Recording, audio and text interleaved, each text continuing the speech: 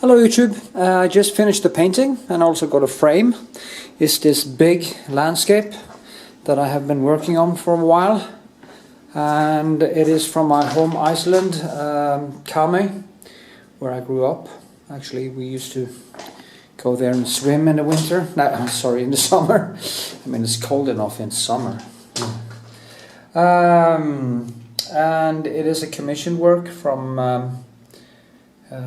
the state I'm from. You can call it a state if you compare it to American states. It's a commune, Karmøy commune, kommune.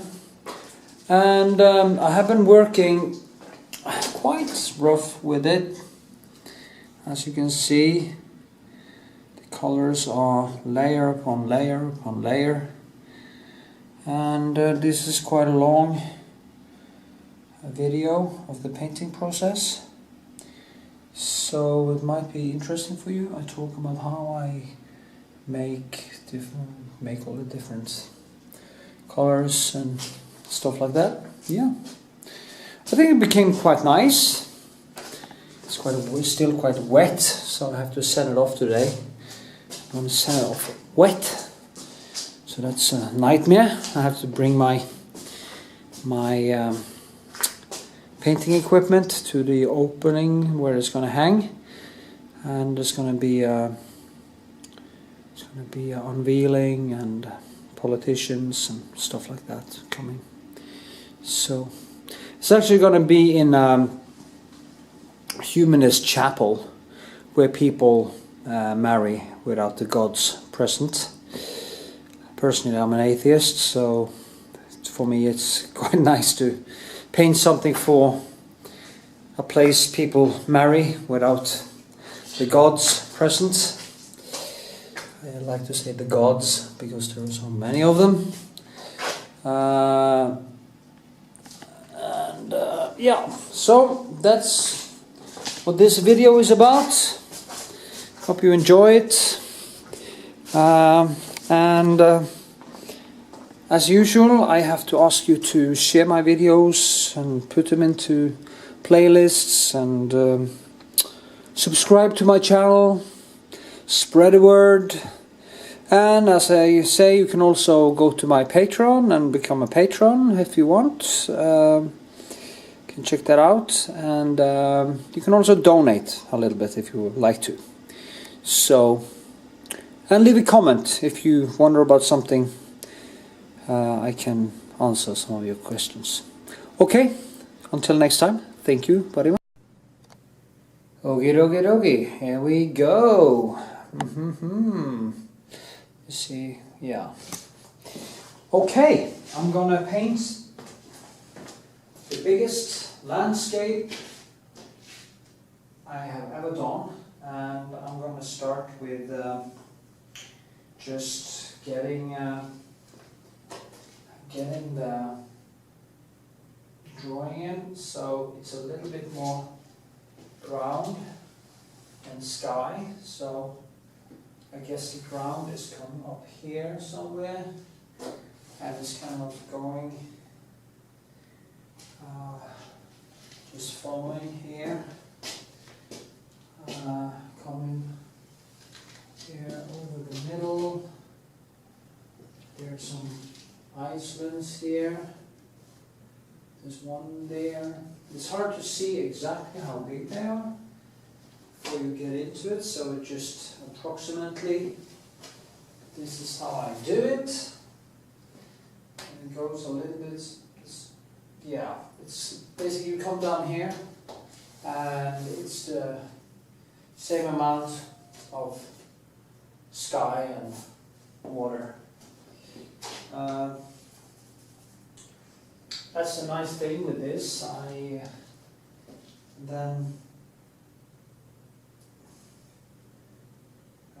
The sky is quite reddish, actually. Some blue on this, but I just start. I have to put on very thick colors over here. I see I probably need more lights. So I just twist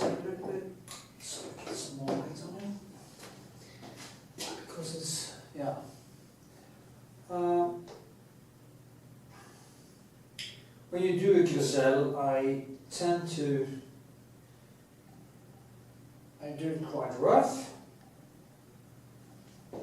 And as I say, I just start with kind of getting it right. Sketching process.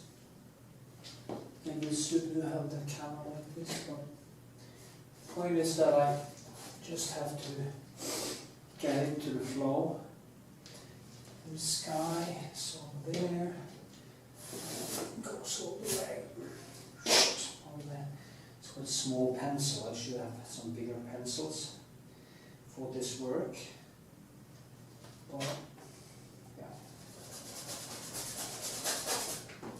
I'm just going to go a lot of light into it. I'm going to paint this quite wet in wet. For a while, I'm going to try to get as far as I can before I add, because usually I just put on one layer and I let it dry, but this is so big that I just want to keep working despite that it hasn't dried. It's just a feeling I have that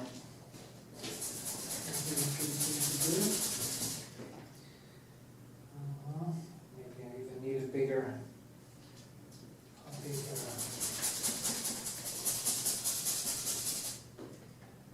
palette.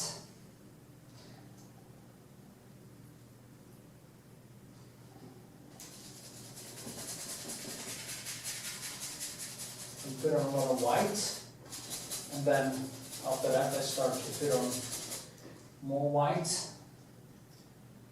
and start creating texture. You see, it's in the photo, it's very light down here, and it goes here, it's reddish, and it goes all the way up there and comes over into a different kind of greenish, and the red moves a little bit up in the sky, and it turns in kind of a blue, greenish, yellowish color. So it is almost like, this painting is almost like painting the rainbow. You go from the reddish and more intense colors to the more subdued colors, and yeah, it's very interesting.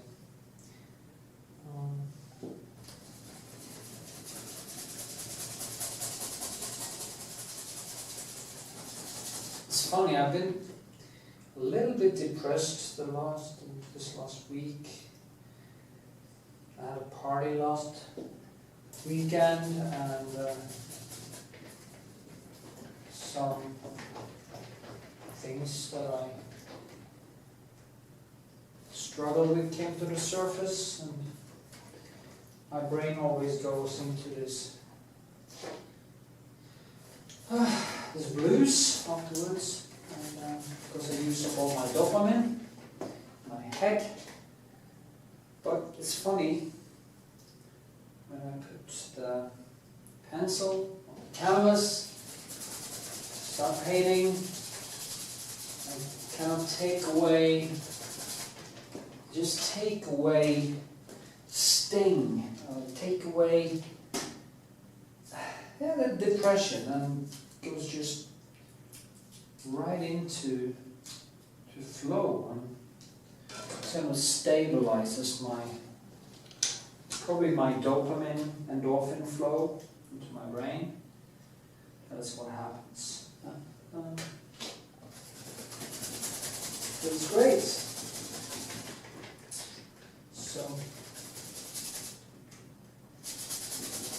So if you're the kind of person who thinks a lot, and you tend to fall off the cliff sometimes and feel this hole in your, it feels like the heart is, feels like my heart is bleeding in a way. It's not as bad that I would jump from a cliff or something like that, but It is a strange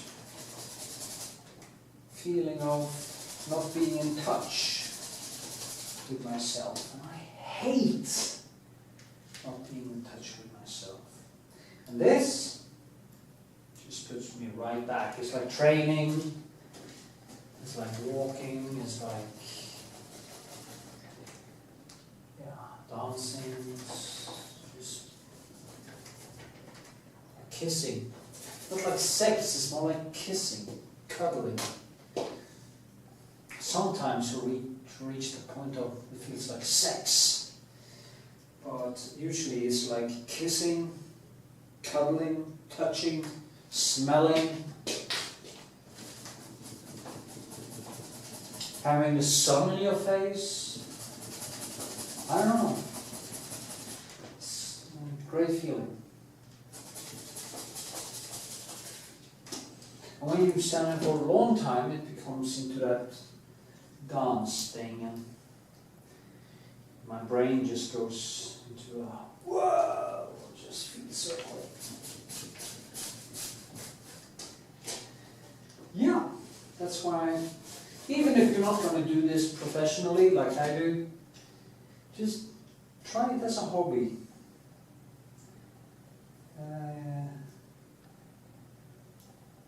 Really put you in touch with yourself, and maybe you will love it so much that it becomes all-consuming and just changes your life like it did with mine. Changed my direction totally when I started to paint. I found my childhood landscape, and I went back to my childhood when I was kind of walking in the woods and creating all my guns and all my swords and all that childhood landscape, finding all these strange creatures in waters, making my own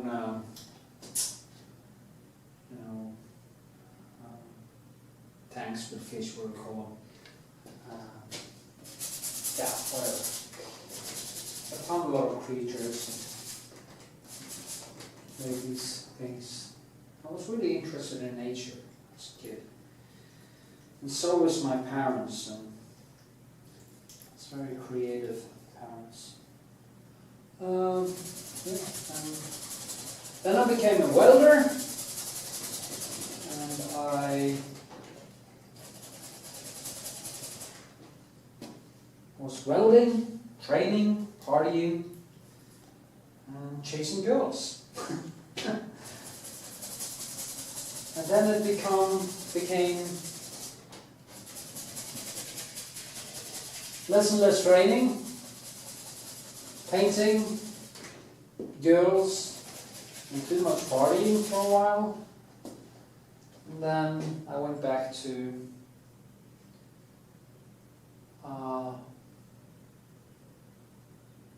more training and painting, and still chased girls. And now I don't chase girls in that way so much anymore, but I still train and paint, so guess I'm not that neurotic anymore. I don't need all that attention. I think that is it's a good way to see it. You grow up and your priorities change a little bit.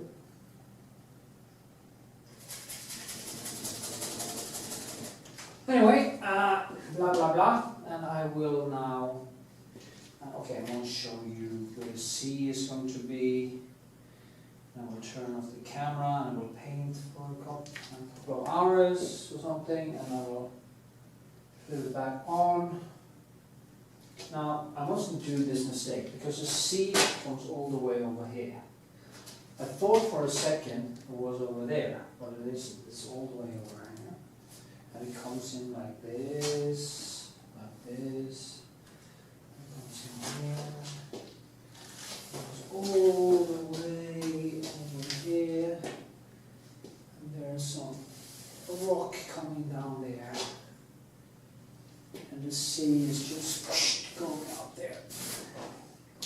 And here it becomes more reddish. The sea actually is very, very, very, a lot of light. And you have the small islands and rocks that comes kind of up here. So, yeah. There's also a lot of light. The sun is actually hitting the sand. It's a sandy beach. It's in Åkla County in Norway. It's where we often went in summertime and scuba diving. It's always cold water though, because it's not that warm. But anyway, and there's some houses over there. Yeah, so this is how I begin. So see you later.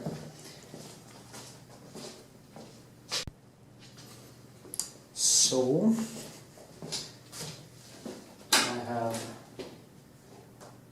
gotten a little bit further, and as you can see, I'm building the sky down, and I started one over there, and I just kind of work myself that way.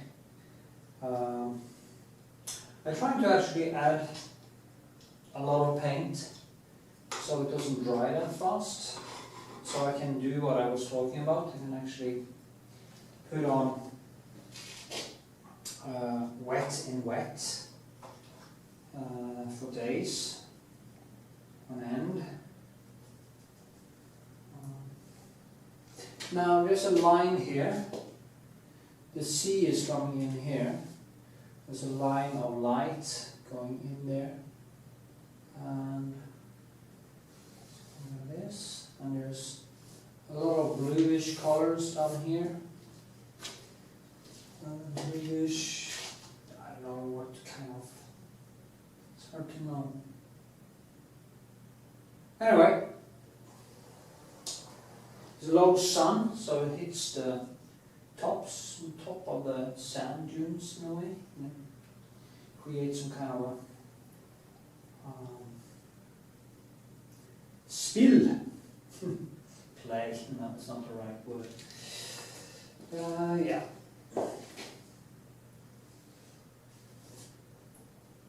So,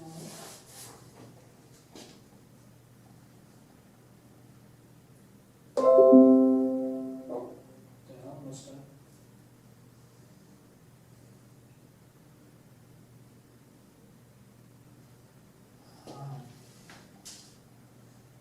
Yeah, I actually put on a lot of textures over there. So, and I'm building on top of what I put into the grounding, to the gesso. So, it's going to be some nice textures. Getting quite tired now, so maybe I should just quit and do the rest. On Sunday, because I'm going to a party tomorrow, so next time I film I'll probably be a little bit hungover again. And that's the last one until New Year's Eve. Now this goes in and keeps going down, down, down, down, and hits that rock that will be extremely dark.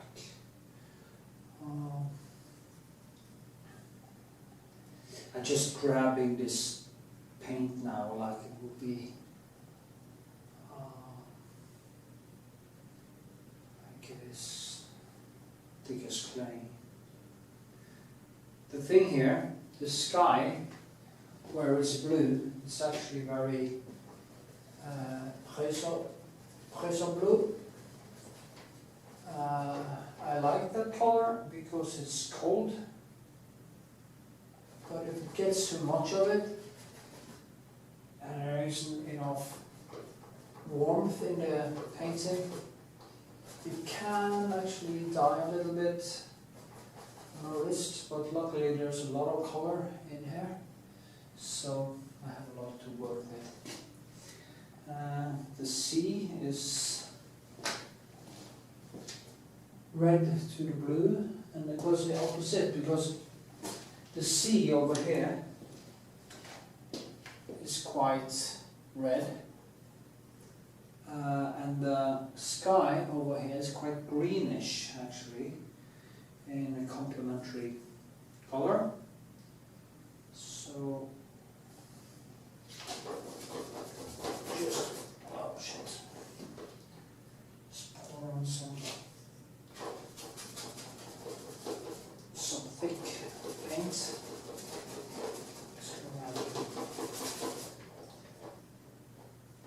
build it over there anyway. And the next time my video, I will start to, maybe video a little bit more from the side or something, so I can see what I'm doing.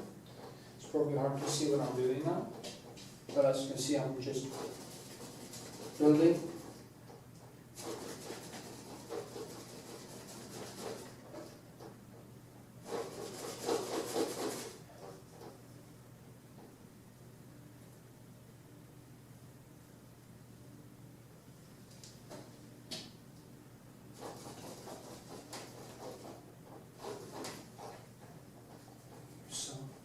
Actually, I'm not using that much color in the beginning now, that much different colors.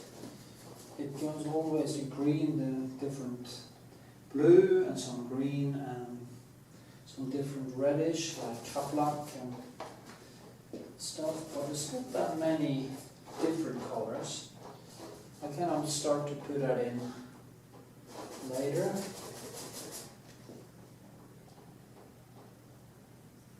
Very important to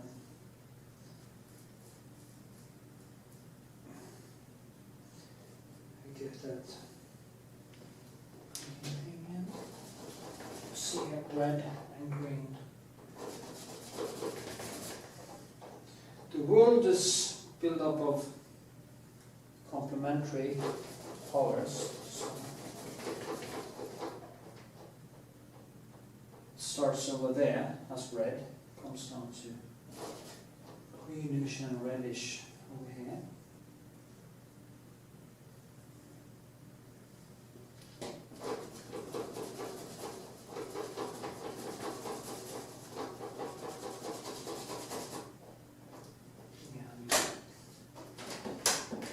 Too much sound.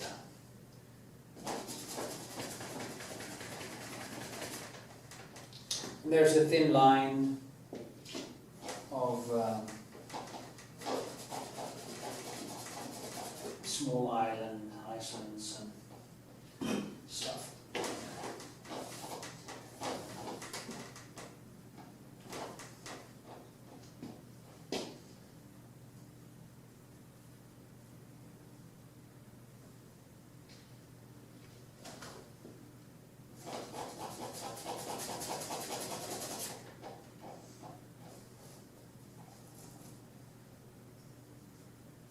It's quite brutal in the beginning.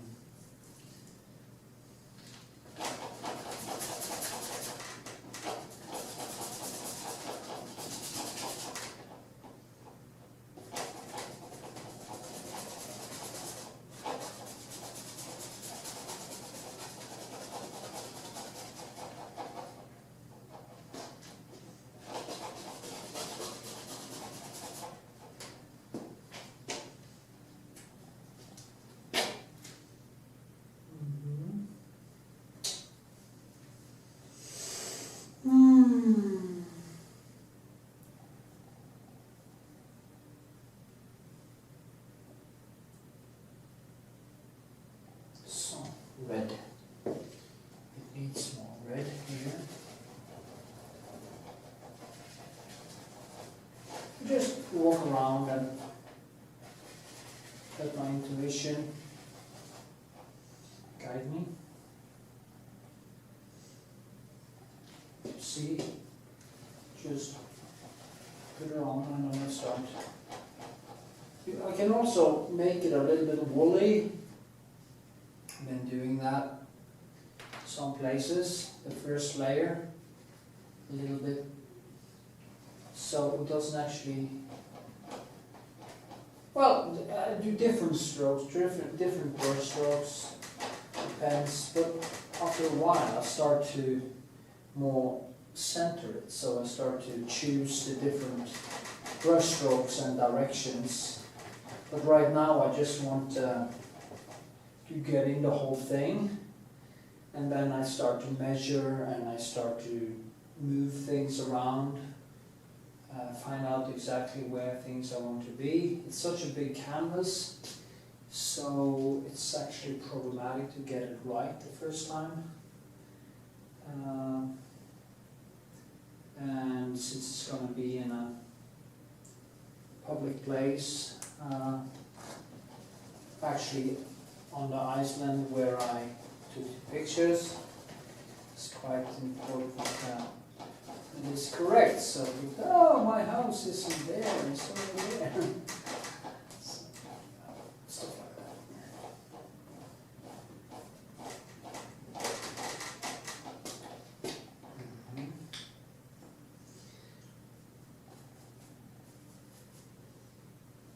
Okay.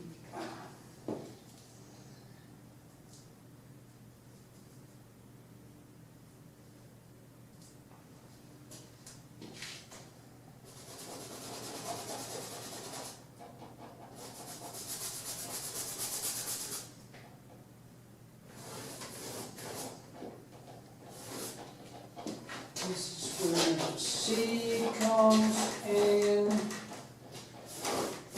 Stuff like that. Now, I think I'm just need to get some food and go to bed because I'm tired, really tired. Yeah. So, what I do with the brushes is that I just use soap. It's called green soap, natural soap, and it actually removes the color better than both turpentine and all the shit you can buy. And it's way too expensive. So use a fluid soap, and it's cheap and it works. Yeah, okay. So at this point I use a huge palette or bigger palette because I'm just kind of pouring on the paint.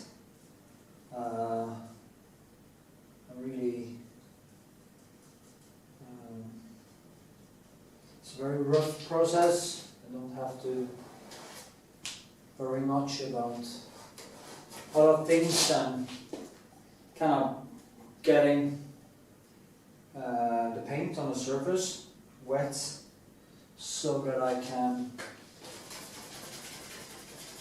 go over it afterwards and just start kind of putting in all the other colors.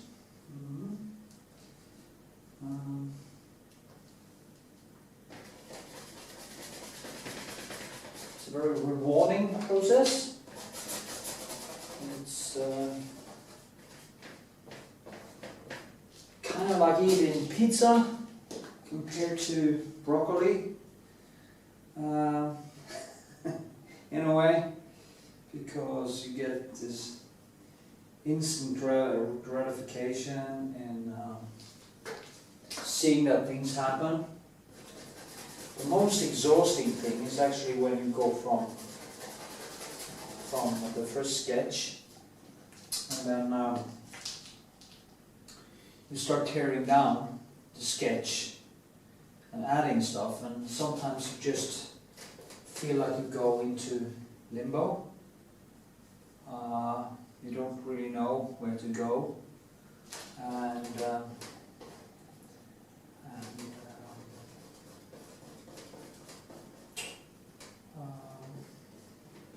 the progress is slow. It feels like you're not getting anywhere. But anyway, I'm not there yet. And then you go over it again, again. And yeah. Sooner or later, the sum of all the overpaints and stuff leads to the finished result. So yeah, I just try to kind of give it a little bit, some chaos, because here is going to be kind of sand and it's kind of lumps and light hits from the side and lights up some of them, like I have to find the right spot, like kind of there and there, and it kind of just hits it from the side. So anyway, I'm just gonna fill in. So there goes that. There's some islands in Iceland. That's all the way over there, actually, because that's the middle of the canvas. And Iceland is somewhere here, actually. Almost placed it over here now because I didn't concentrate. So, I was at a party last night and I actually got a little bit drunk, but I actually feel fine because I slept like 11 hours, and I guess I needed some sleep as well. And it's pointless to force yourself to get up before you have slept, because the first hours of sleep after drinking aren't actually sleep, it's more like being in a coma. So you first have to be in the coma to burn the alcohol out of your system, and then you can go back to sleep and actually get some proper sleep, which means that I today actually can have my brain focusing on the paint. Now, if I didn't do that, I would just be tired and feeling depressed. But then again, I know I get probably tomorrow or the day after, I start feeling a little bit depressed. But then I just have to, if I do eat the right stuff and not fill up my stomach with shit, and go to the gym and do some exercises, and yeah, I kick back quite fast. Then it's New Year's Eve in like, now it's 18th actually, this morning. It's the morning of 18th of December. So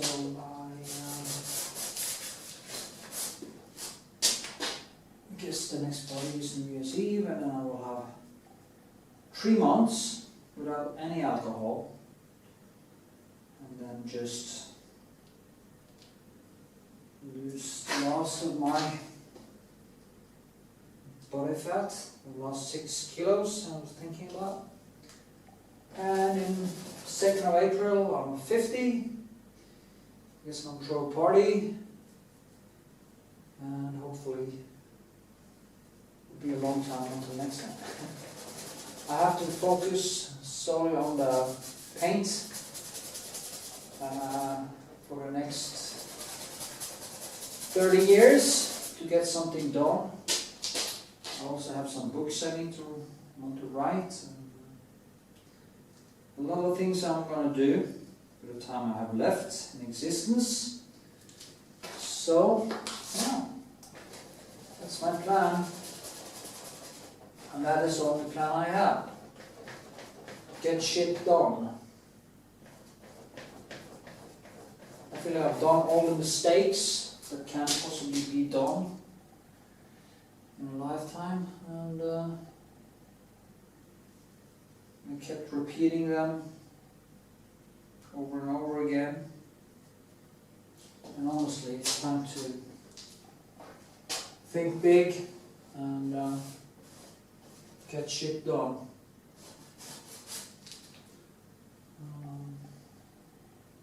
Painting is where I get my pleasure from, so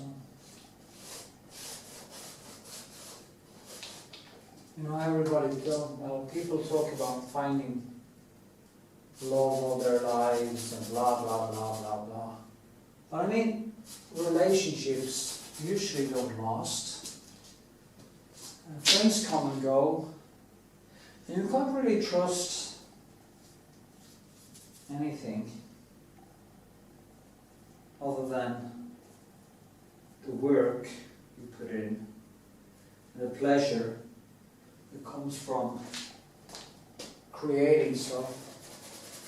Then maybe finding a girlfriend or something like that would maybe happen, but I can't guarantee that. It's like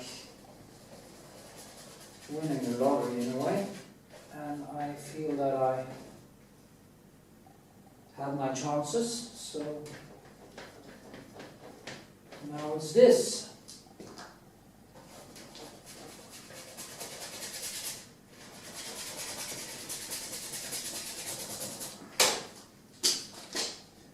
So, yeah.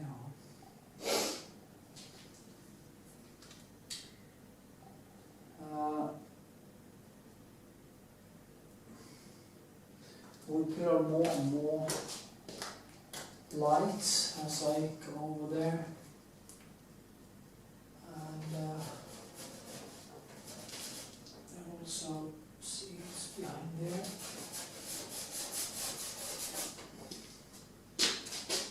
And there is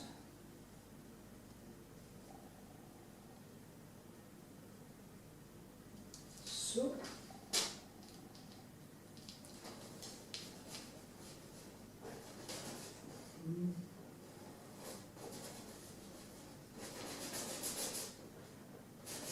Now it's going to be very red, and it goes all the way up there anyway.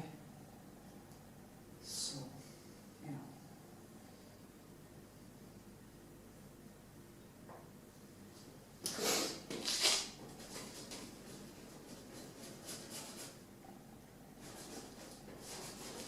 I don't think happiness is other people. I think it is basically flow. And then being social, having friends, it's kind of a thing that I just a plus.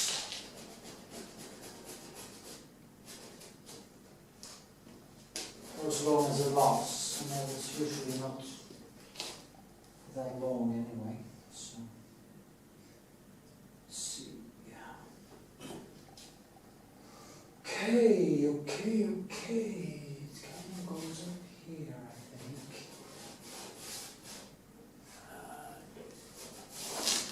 Yeah. Okay, I will film a little bit more in a while. I'm not going to even make this damn fucking hour video. So, yep.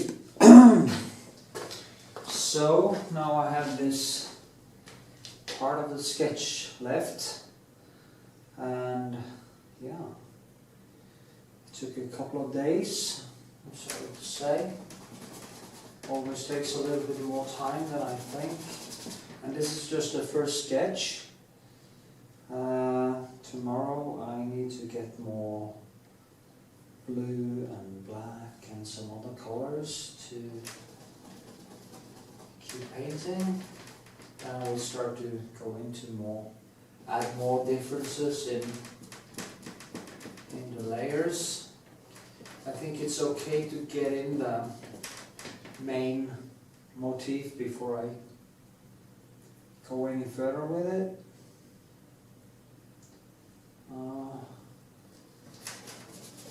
So that's what I'm doing now. It goes all the way from the red over there to the greenish and yellowish here. So as I did say, it's almost like a rainbow in a way. Getting blisters on my fingers because the canvas is so big and using so much force when I paint it. Yeah.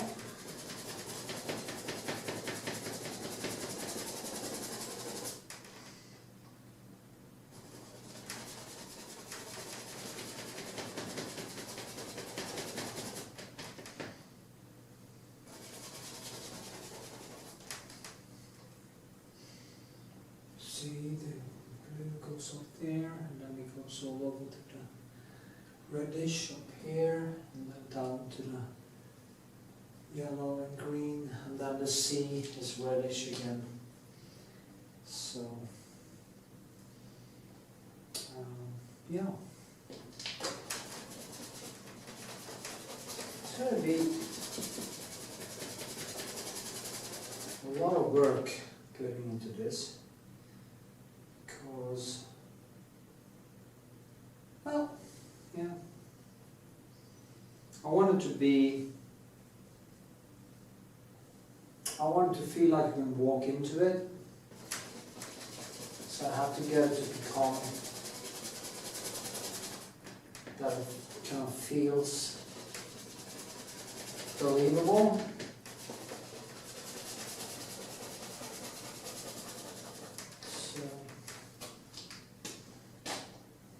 Painting a landscape is actually, I can see that, I've seen on YouTube landscape painters who paint very kind of photographic, but when you look at their textures and the amount of paint they put on, it's usually very simplistic, kind of kitsch-like in a way, and people get fooled by it. And I don't get it.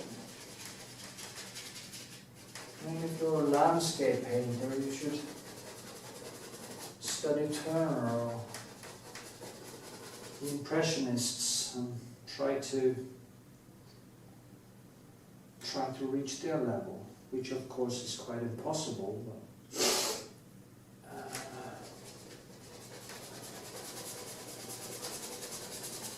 But it's always the motif. It's never the paints, I can see.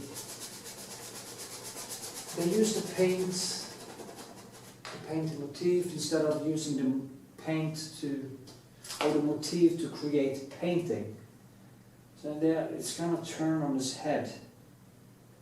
Use the motif to create paint, to make textures and create something subjective.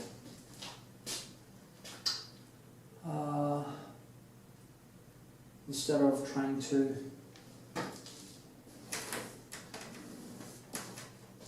create just a motif. Because motifs are the easy part.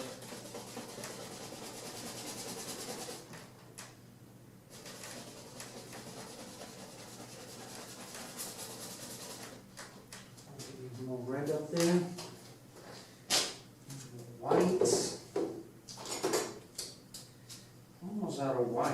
I use titanium white because it's quite thick. And it's old Holland titanium.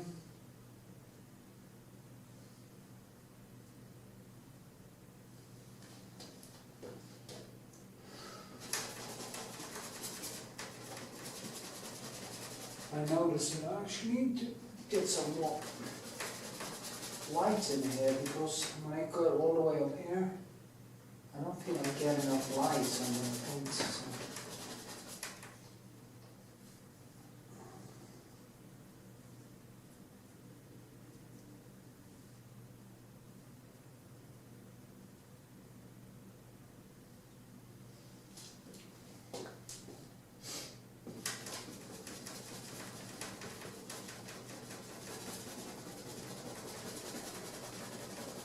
Anyway, I guess I've seen that's how I do, and down here. So I just keep on adding colors and adding brush strokes, and I will just, I don't know if you can actually see the colors. And,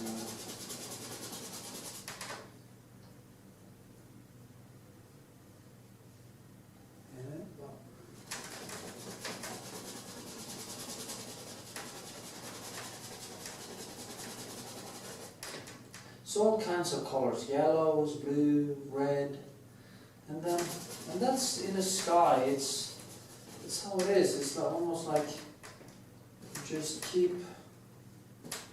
But I kind of keep the colors quite clean. I don't mix a lot of colors.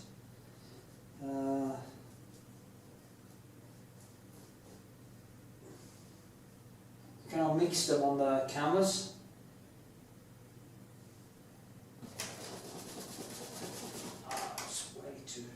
Green.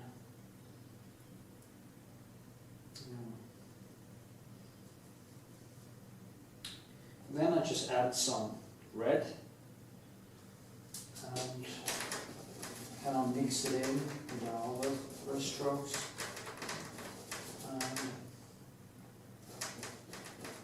Just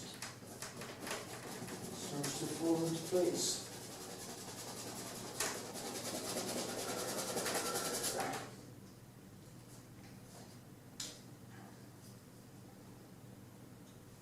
It's going to be very thick with color here anyway, because it's the lightest part. It's going to be quite cold over here, and it's very warm over there. So, warm there, cold. Well, it's kind of cold and warm. Contrast.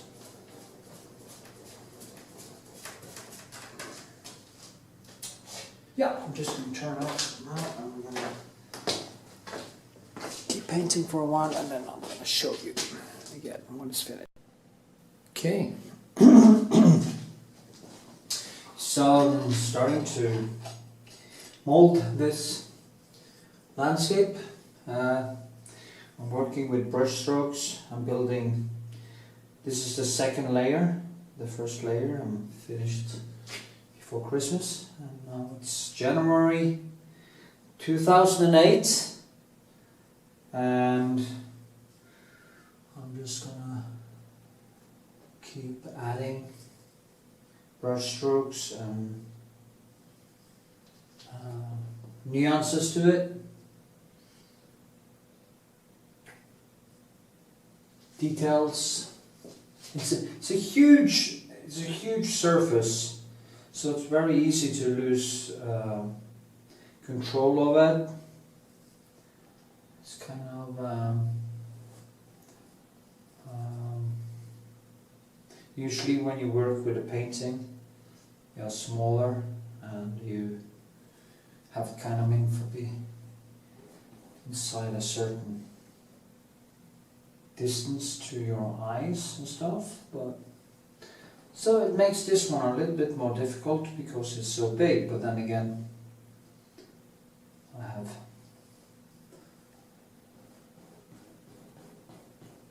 I can have some distance now to it, so go back there and have a look when I've been working for a while.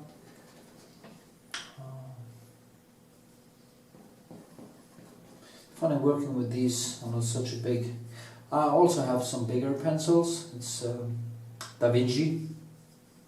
I like these flat ones. I don't know why. Maybe Maybe they suit my temperament or something like that, I don't know.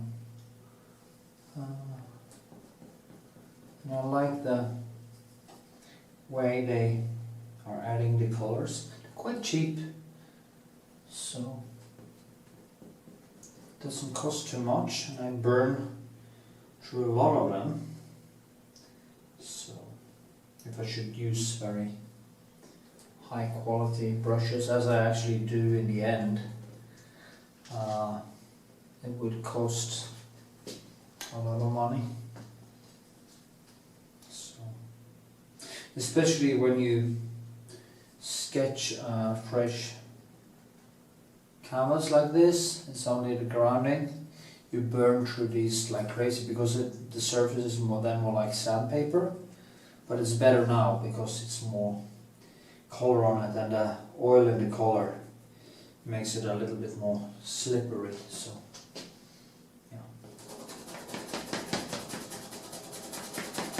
there's a line going here along the whole thing that I need to get correct. So it's going to be a lot of light over there and all the way over there, but different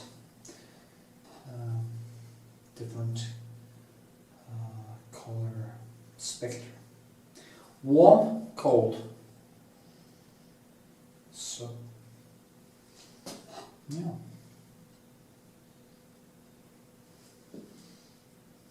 There's the yellows in there. Put in the reds, and then I see some yellow in the grassy, greenish, yellowish, which I also put in, and I just keep on molding it like that, just adding. And the nice thing, when you add like this and you don't let it dry too much, you can actually keep on kind of pushing and molding the colors into each other. If you suddenly see that you want some more yellow, you just put it on and make a texture. So in the end it becomes very vivid, like the impressionists. And even if you put it in like this and you find out, oh, it was too much, you can actually just put it over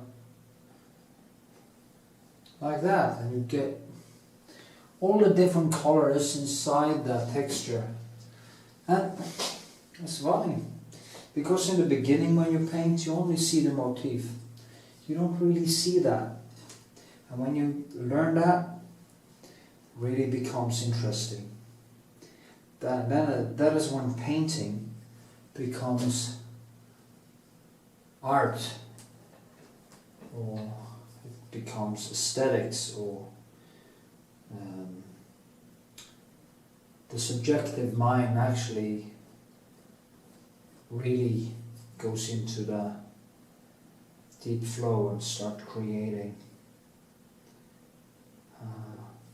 nice things from intuition and skill. That's why skill is very important. But too many people who believe they can do things like you see in these world idol programs, or idol programs, musicians or whatever, people who think they can sing that can't sing at all, and they really think for themselves that they can do stuff. So yeah, so that's very important too, to have a certain amount of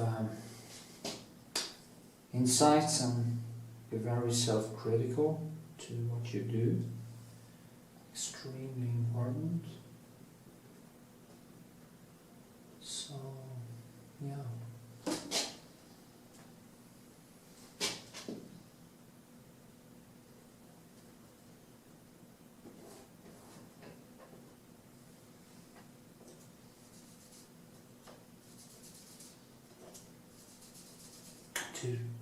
To a whole surface like this, I can stand for like 2 2 days just for one layer, standing like this for hours and hours and hours on end. And I usually play music when I don't talk and make videos, and the feeling is just so amazing. And I wish everybody had a nice hobby like that, so they could feel that. I think it's a form of empathy, or a thing that kind of brings you deep inside, brings you deep, deep, deep, deep into yourself. I know it woke my empathy, because when I was young I had the typical traits of selfishness, a lot of sexual promiscuity. Didn't really care if I were unfaithful, stuff like that. And I think the painting, and of course time and experience and some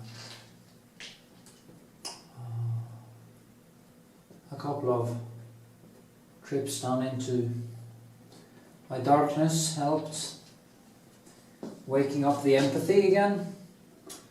And when the empathy comes back and the emotions comes back, and not just awakes sympathy, it wakes a deeper form of creativity that actually leads you to appreciate more everything, actually, including brushstrokes and colors and stuff like that. Yeah, anyway, I'm gonna show you more later. Okay. So, I've been working with this sky for many hours, and I feel I'm kind of getting somewhere. It is starting to come alive, and instead of using a lasso, since it is so big, I am I hate that word actually. Why do I continue using that fucking word? Kind of. Well, it is kind of, in a way. Well, I keep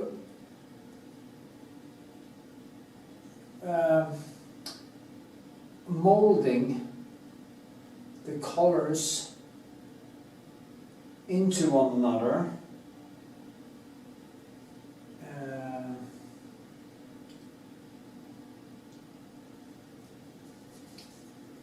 almost like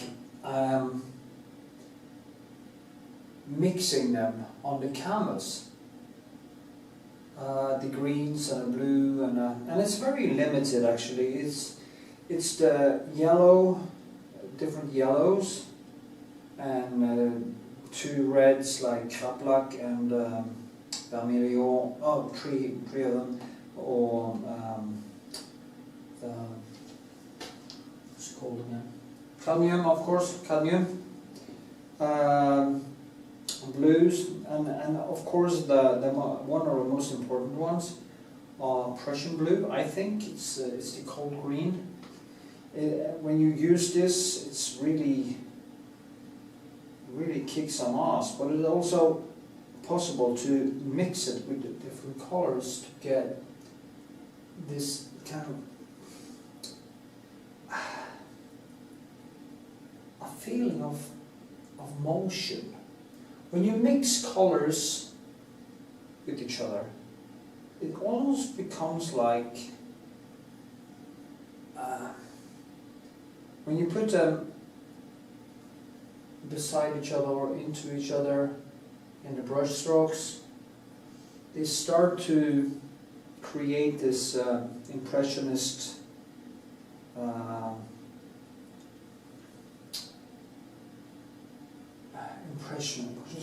impressionist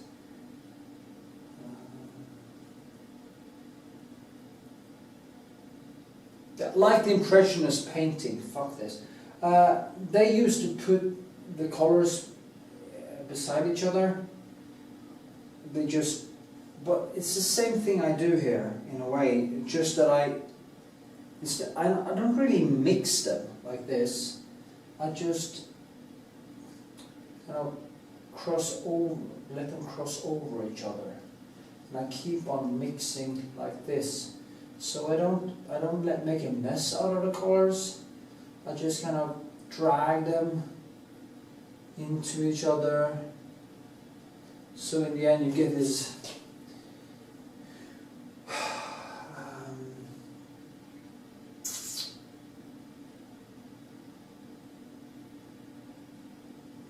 I don't really know the word.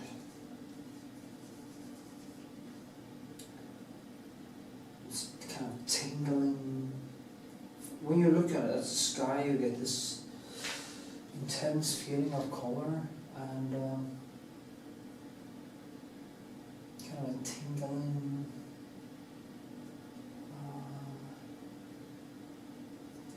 Kind of visually, it kind of keeps.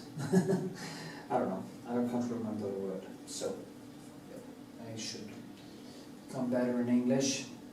You see, put first in green, or the yellows and the blue, and on the canvas that becomes if I take yellow and I take some blue and white and I do like this, all these colors are falling into, like the impressionist, and get this tingling visual effect of it. It's like, feels like it's alive.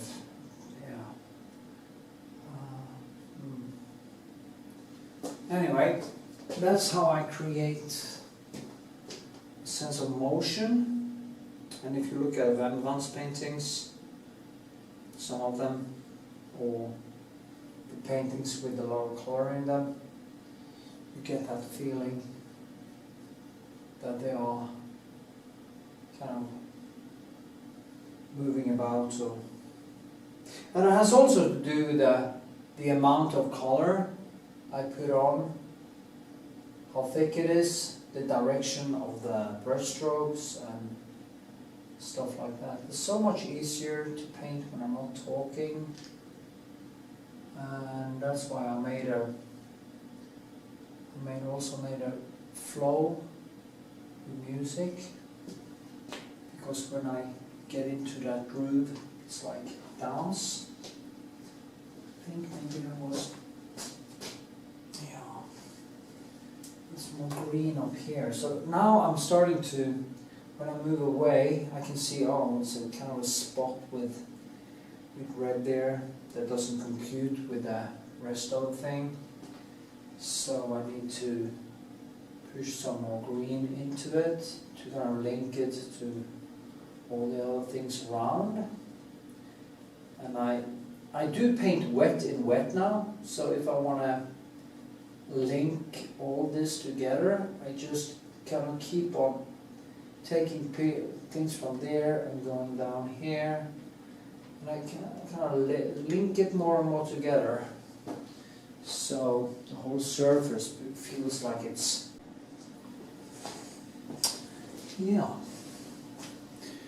okay.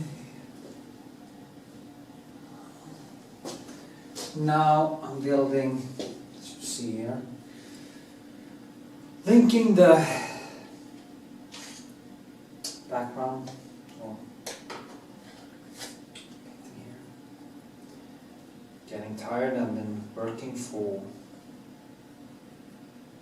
10 hours, I think.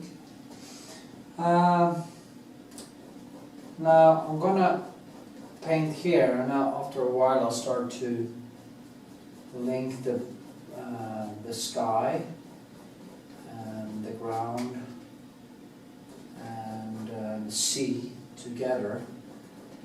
How I do that is that I start to get it right, and then I start to go in with smaller and smaller brush strokes to kind of make it glide into each other, so it doesn't seem too hard.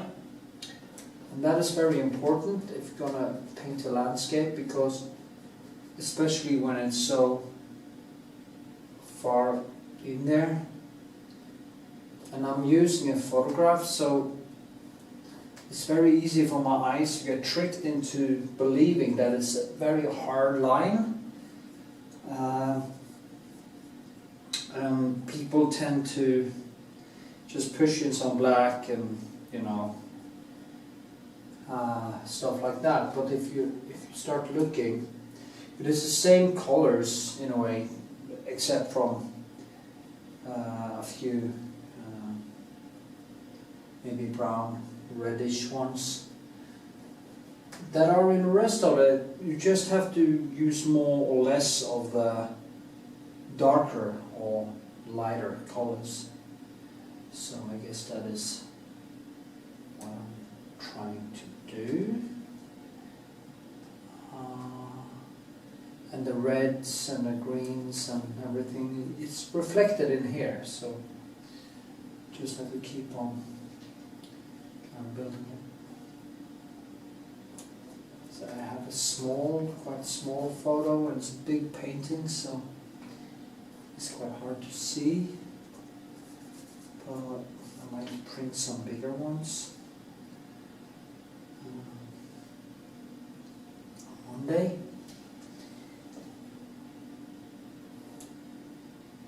See here, it's dropped there, and because there's some light behind here. And this one probably comes from the low sun who hits here. The sun comes in from this way, and no, it doesn't come from that way actually. So it hits from this way and in there. Of course, it's evening, it's not morning. So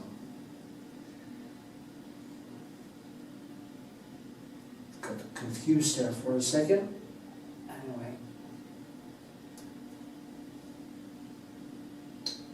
but since it's kind of greenish behind here, the red is becoming more present in, as a complementary contrast. Actually, when it goes up there, the ground here, because of the greens, you know, the reddish comes out. And when it goes over there and becomes more red, the light that hits over there is in a green spectre compared to the reddish on the ground. So it's quite funny to know these things and see it. See how nature creates this beautiful light. And I saw actually a video of a guy painting a landscape, some sky stuff, but the views were amazing. 1 million views on this. And he only used a few greys and blue, but the sky he created, it wasn't alive, it wasn't a real sky, it was just, he didn't use any color, so it becomes so flat. And that is what differentiates a good painter or a classical painter from these people who are quite good to draw the landscapes, so they are quite good to depict nature, or not depict nature, but depict the draw it, but they're not good to paint it. They just, if you're an amateur, if you're not used to look at paintings and don't understand the different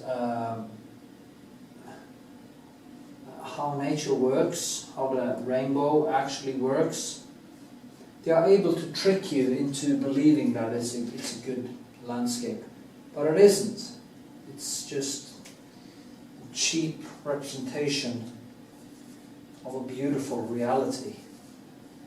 And it annoys me because I actually hate it. I'm not impressed by it. I'm more impressed with a painting which is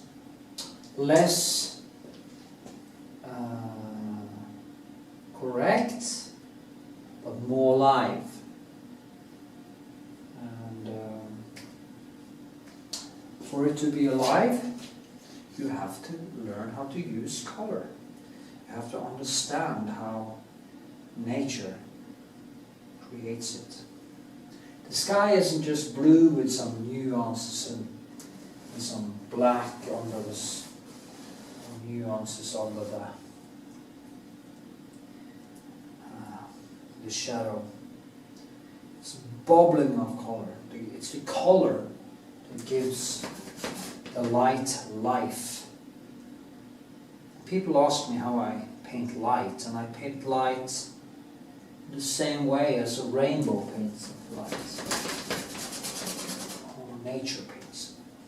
Different colors put up against each other.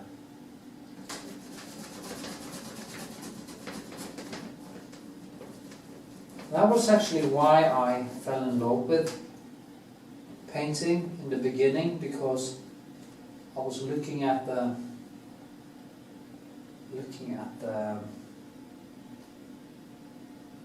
I learned to see color instead of black and white and nuances. And when I understood, I learned it from a teacher called Seascape. She put me on the right track when I went to a drawing school. And when I suddenly saw it, I never seen nature the same way after it kind of burst into color. And that was amazing. It was really beautiful. It was, yeah. So when you look on the sky, try to look at the cloud and don't look at it as white, but try to figure out what color it is. What kind of blue is in the background? What color is in the shadow? What is happening to the shadow? What does it represent? How is it created? And the shadow is always a mix or representation of the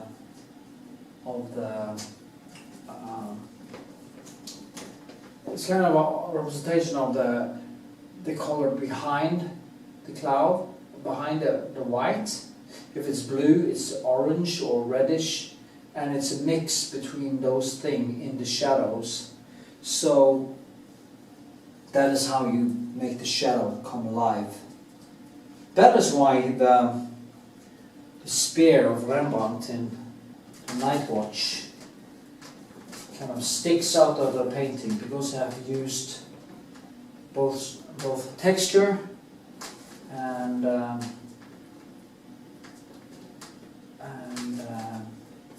primary colors up against each other to create that effect. And that is what makes it beautiful.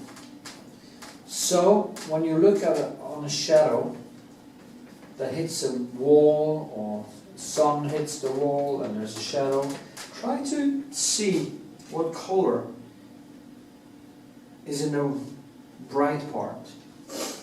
What color is in the shadow that falls on the wall, and what color is in the object that the shadow comes from. And if you understand that, or you start to see it, you will never look at the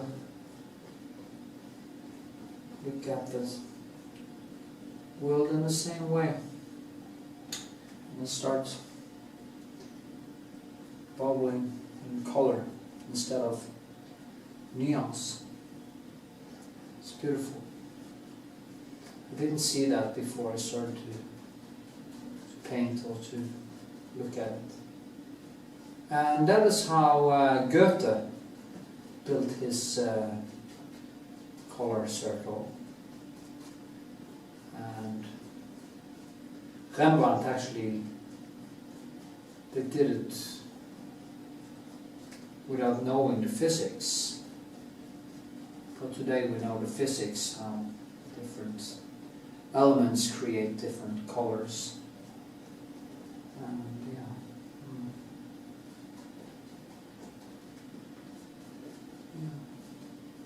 Anyway, it's now 6 in the morning and I need to have some food and write a little bit in my diary and try to get some sleep because I'm gonna go to my taekwondo training tomorrow. And my trainer side, Muhammadi, kicked my ass. So I need to get some sleep first. Yep. Stay cool. Okay. It has now dried for a while and I need to put in a lasur before I am painting on it. And since it is such a big painting, I need a bigger... there's a lot of texture, a lot of brush strokes here, so I'm going to be a little bit careful.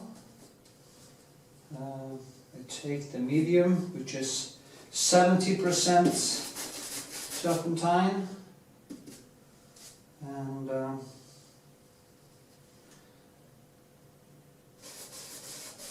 30% oil, linseed oil, and I just go over it like this to get some more life into it. It may look a little bit brutal,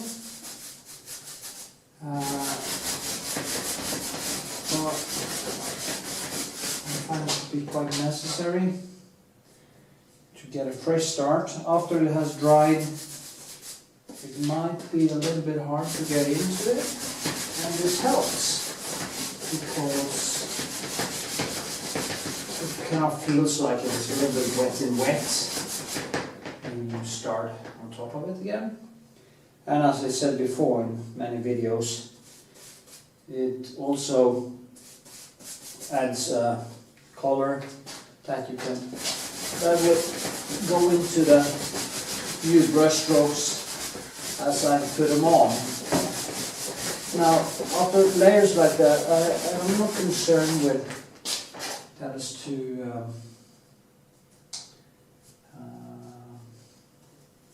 fat, because the layers underneath are quite dry. This was totally wrong. It was dirty. And I just take a cloth. I'm going to paint over it anyway, so because there was going to be some reddish in there, but it was a little bit dirty, I guess.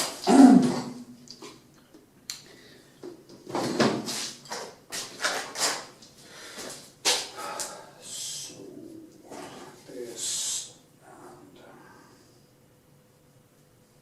and I'm using Kraftlack.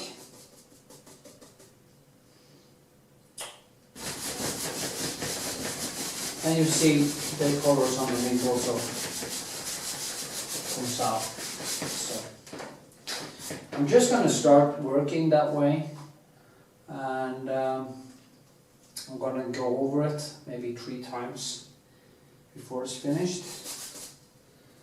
So I have a lot of work to do, but that's how it is.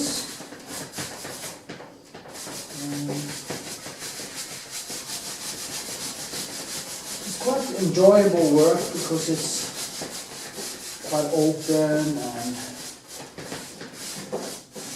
it's about brush strokes and intuition, things that happens by accident. If you work with a face, you have to be a little bit more careful. In landscape, you can take bigger chances. So,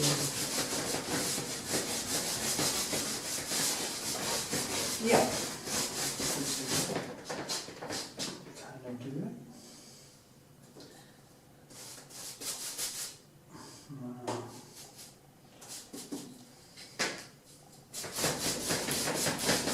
So, hopefully I will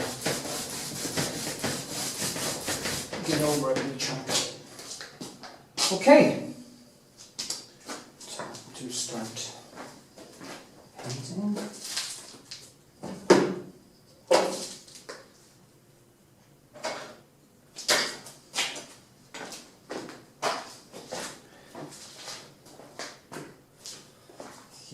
Yes.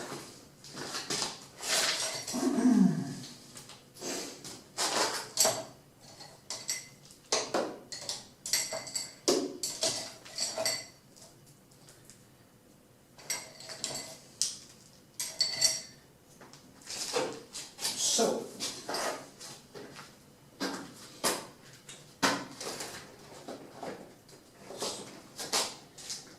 and should maybe have had a little bit bigger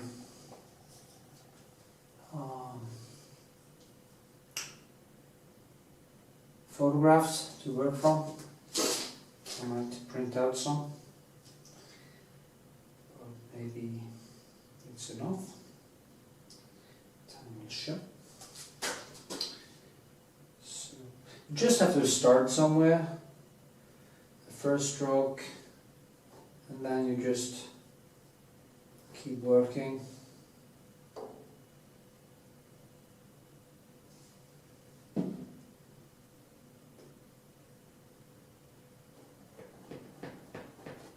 And it's in the end it is a sum of all the brush strokes that in the end makes the whole thing. So makes it more and more natural and gets closer and closer to the motif that you are working on.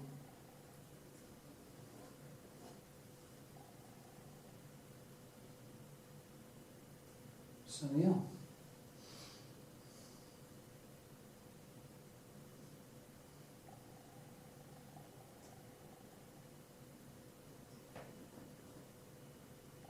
That's a shadow there.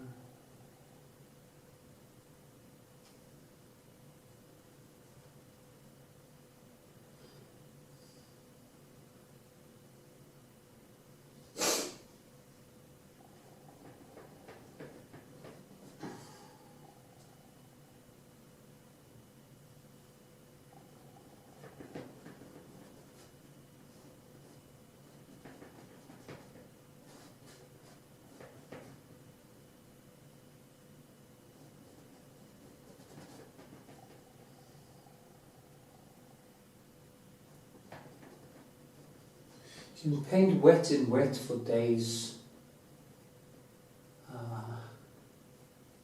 So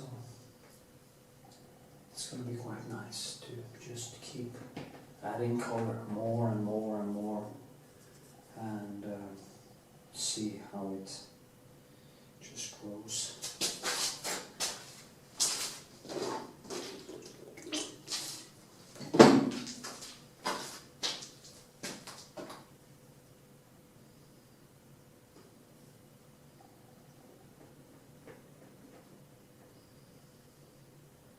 I love these pencils because they are flat and you just move your hand and you can do all kinds of stuff with them, lines and everything. It's funny because when I started out painting I always used these pencils who were very flat, the synthetic ones, because I want every surface to be flat.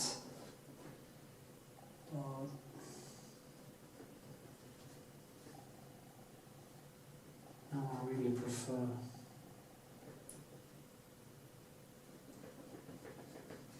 the ones who give this nice texture.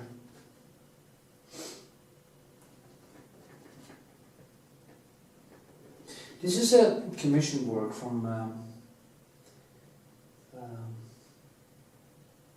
commune or state where I am my home Iceland, from the government there,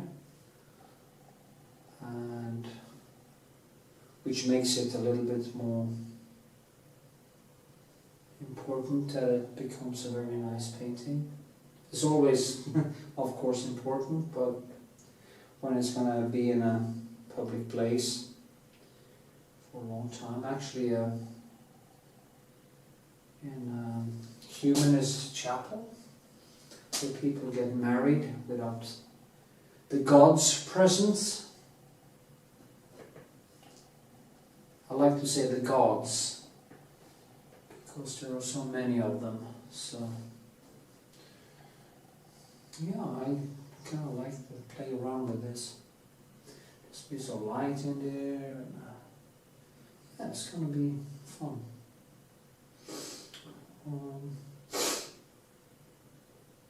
I love these textures. When you go to the museums and you watch the paintings of Turnhoff, the landscapes, that is when you see what you can actually do with a landscape.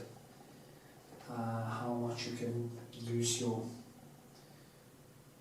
playfulness in the paint and colors. It's a very nice thing to do, because I do usually a lot of detail work, and this can actually be quite liberating, because everything is kind of in there. So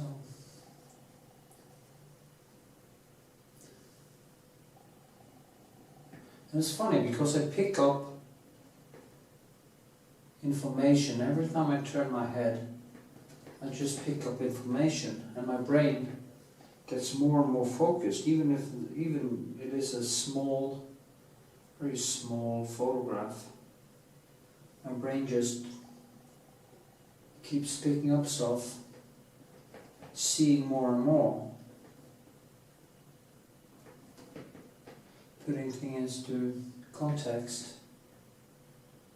And it's really good feeling. Like now, there's a house there, and this one comes over there. So with this pencil, there's some rocks, so here, so they come in further in here.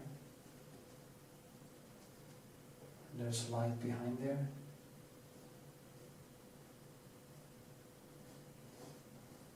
I just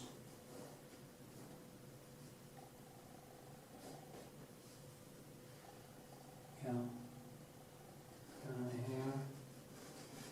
And stuff like this we just keep adding more and more of. And it's so liberating.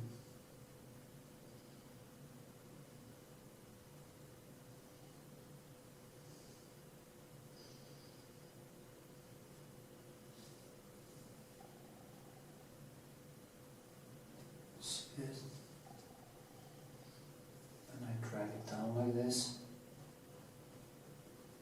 to get these light points of light. Then I slide it into, see how I do. It is impressionist painting.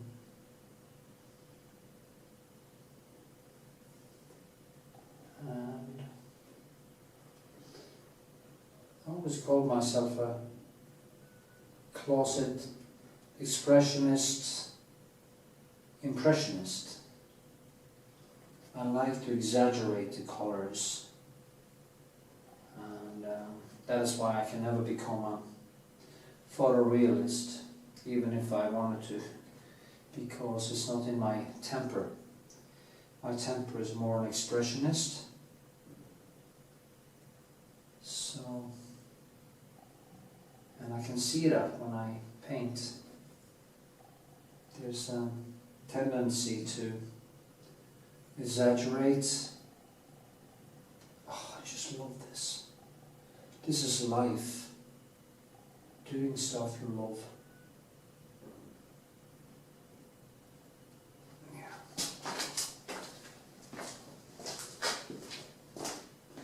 Anyway, I'm gonna keep painting and I'm gonna show you more later. Yay! Okay, now just keep working and working and working. It is, I start to realize that I'm kind of maybe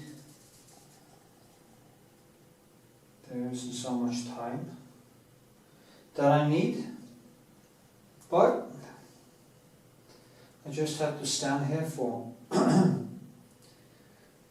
hours a day for a few days and do my thing, and I will see how it turns out.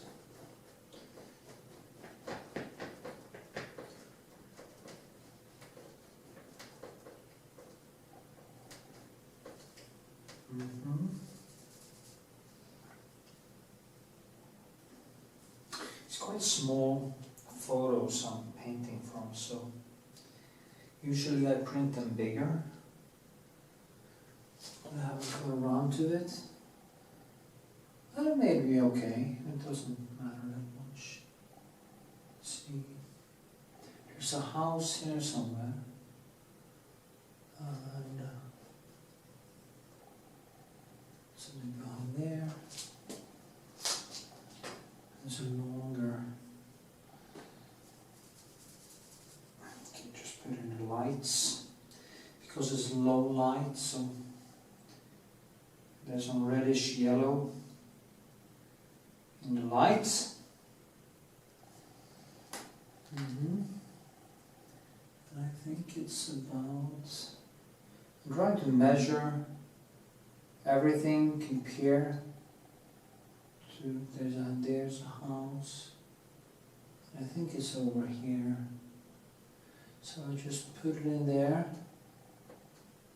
and then I just go in and mold it.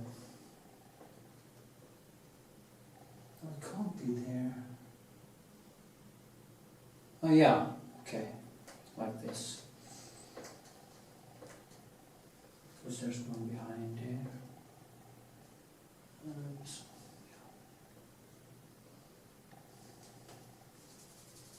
It's always difficult when you do not use, like me, I never used the projector, so it's always has to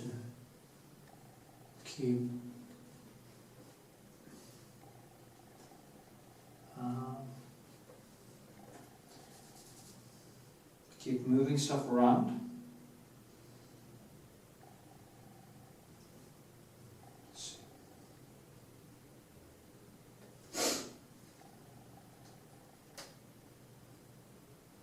It's quite nice on a distance actually, so that is what's the point is. I'm not gonna do a photographic painting, but it's nice if it's quite correct. I like it to be nothing obviously wrong in it. It's also a hard part. There in the ground. The sea comes behind there, so there's a beach also over there. Get more depth.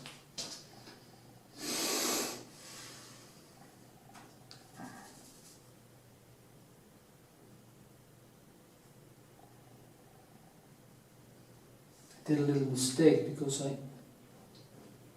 let it rest for a while and I miscalculated time a little bit.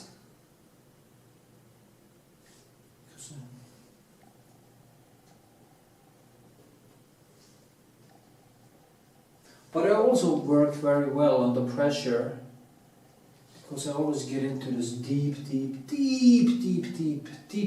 flow when I work for many hours. It's almost like when you don't have any pressure, you relax, everything takes more time and you don't get going, you do stuff. But when you start getting out of time, you start to focus. You don't do all these U-turns until you get your ass to the canvas, and you become more effective. Should be like that all the time.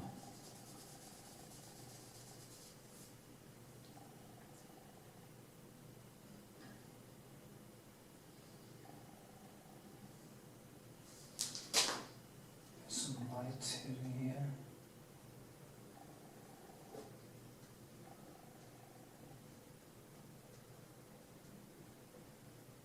It's quite difficult now because it's wet and wet, so the color tends to mix too much. Then again, it's not.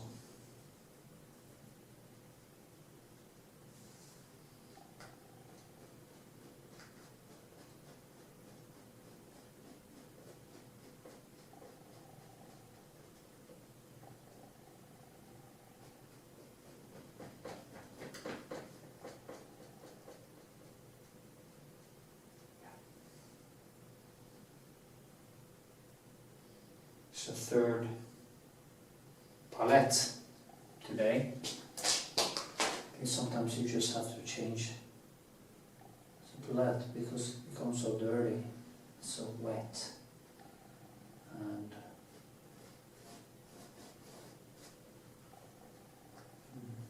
working for many hours.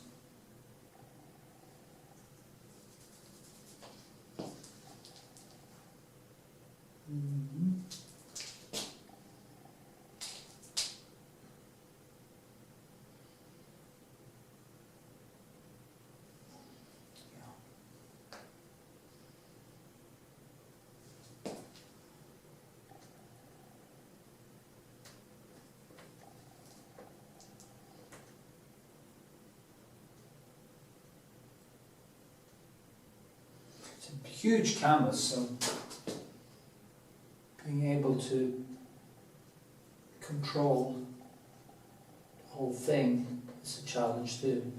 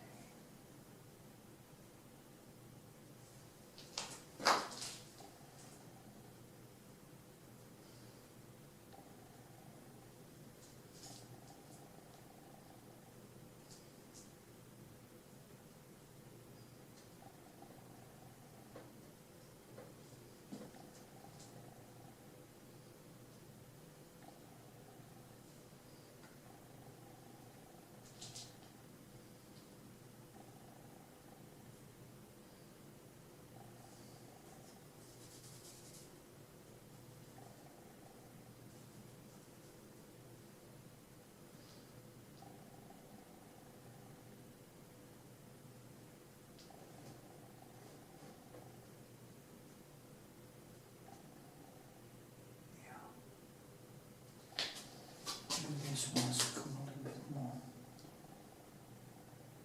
Not. No.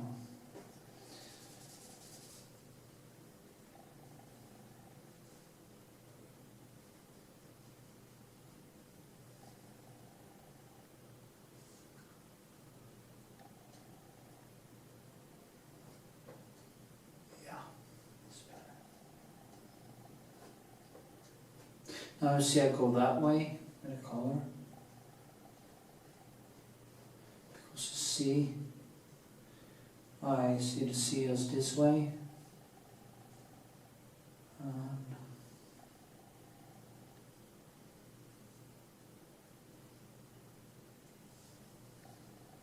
I don't only go that way, but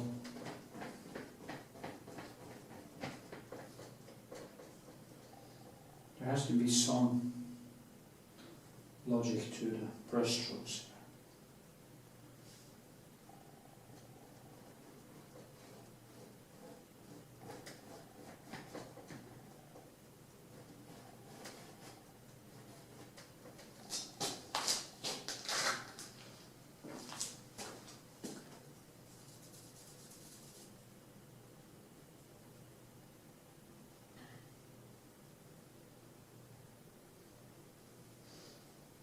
Training so hard, so my left arm hurts a little bit.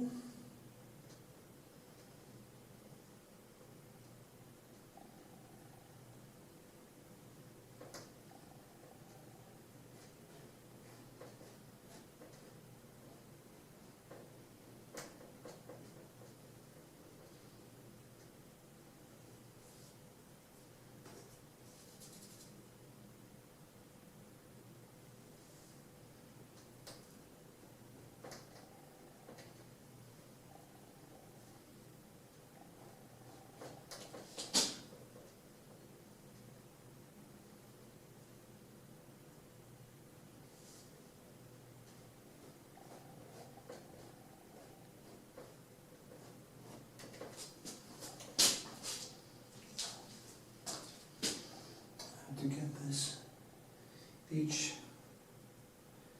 to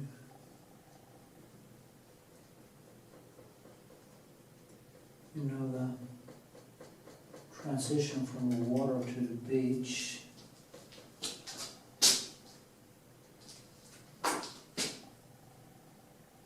It's also difficult.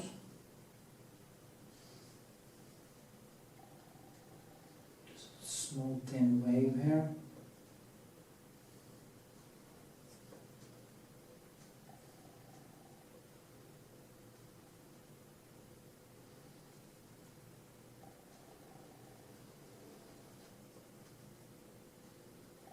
And some here actually.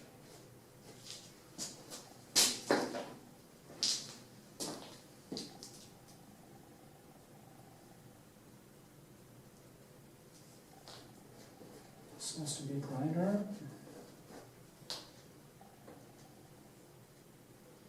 The good thing with doing so much work is that in the end a lot of oil medium comes into the colors because I keep on going over it over and over again, and therefore it actually dries a little bit faster.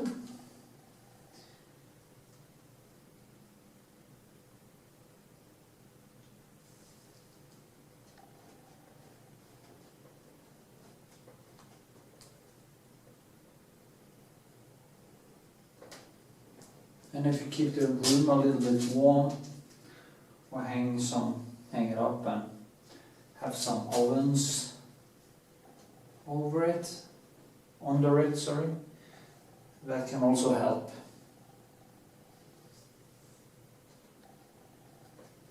The tattoo, The End of Faith, is the book of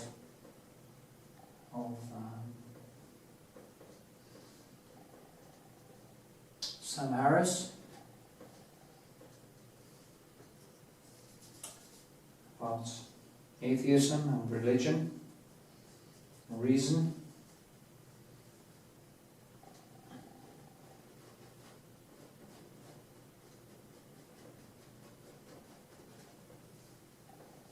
So that's my thing. Reason.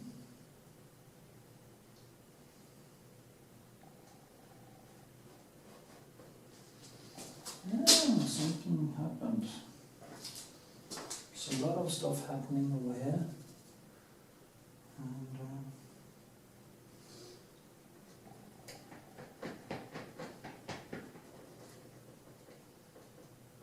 I'm just going to work till I drop tonight. Just keep on banging on.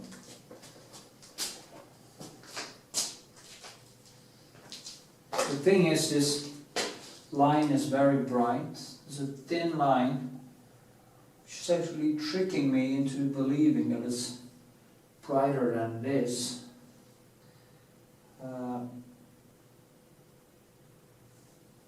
But it's also very important.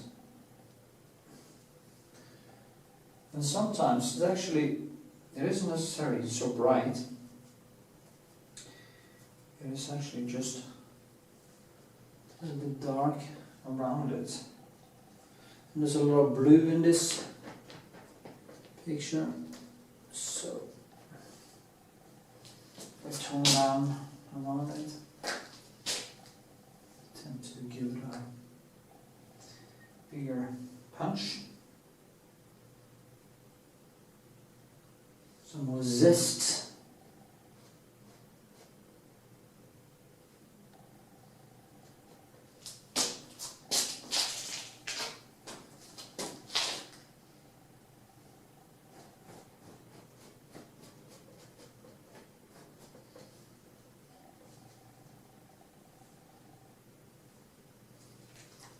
Oh.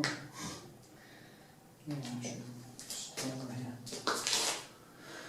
Oh, gods.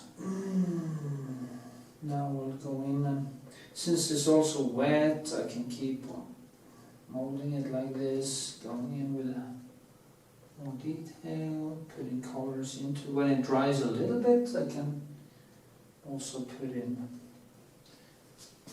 some top of that. Anyway,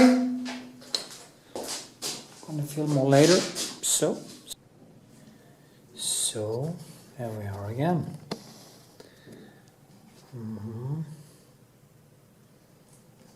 Now, just pouring in light. There's red and green and yellow and blue, red, yellow, reddish, orange, complementary colors that I put up against each other. So, and it's kind of blocked out there, I can't really see. It's only light, so there's no detail. See here?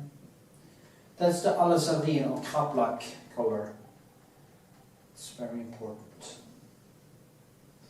And I mix in the blue, so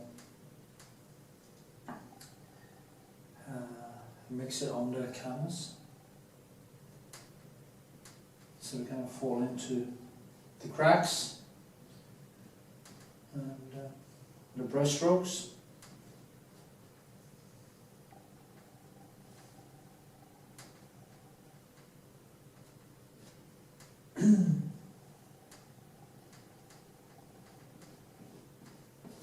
The more they come down here, the more you can see about the sea. And then I start putting in some more color, some more blue.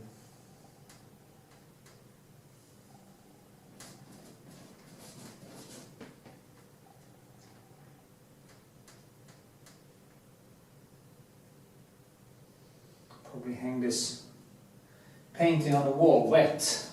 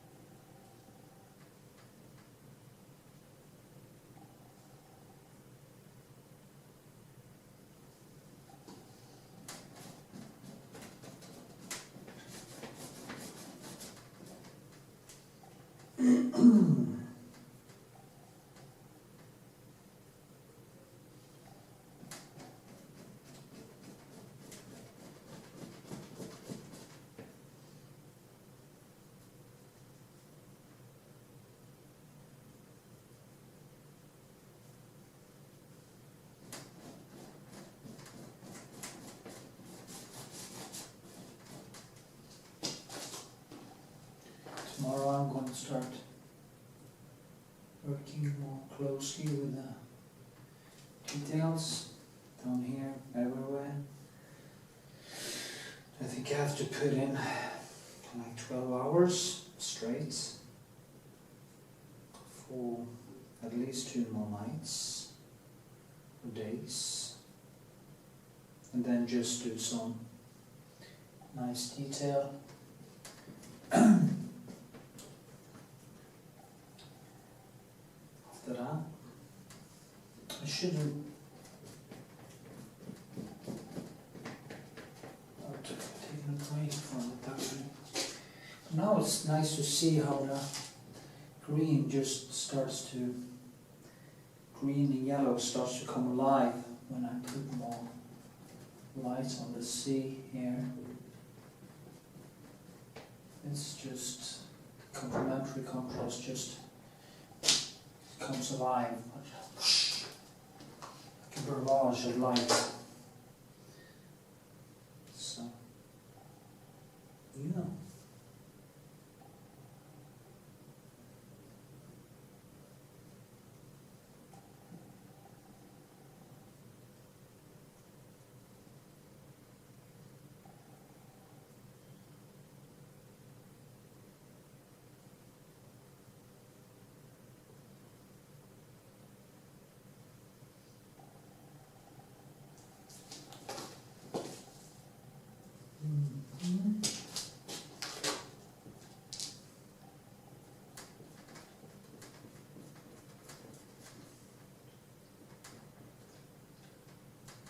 I do go not just this way, I do go back and forth, but you have to kind of find your own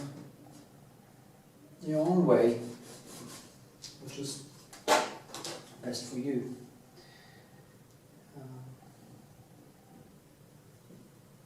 Painting is something you can learn by listening to others. Of course, you can learn a lot, but not all of it.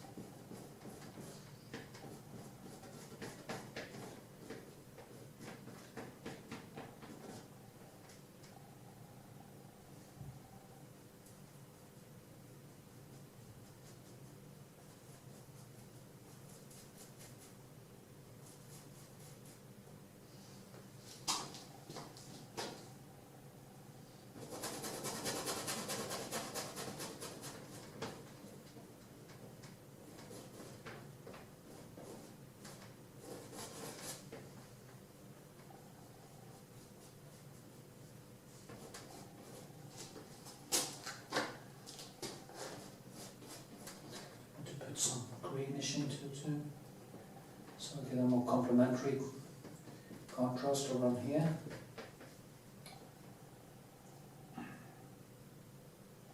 Some white.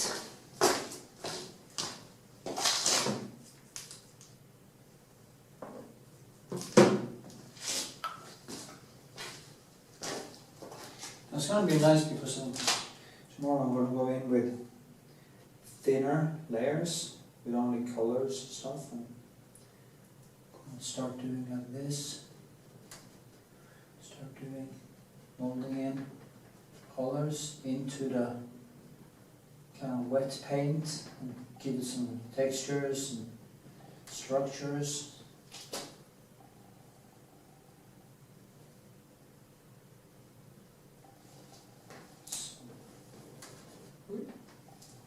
Oops.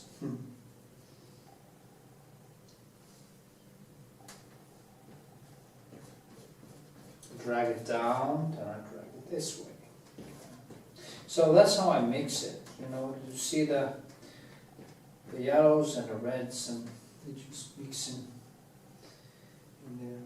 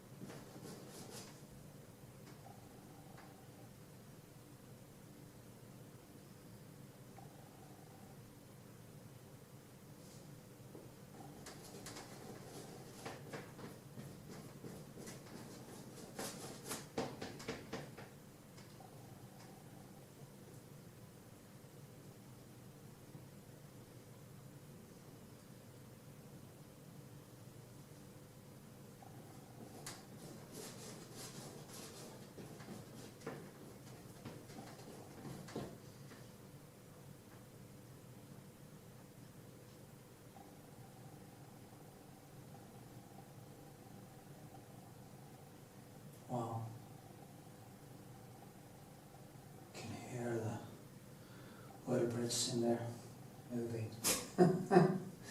Was strange.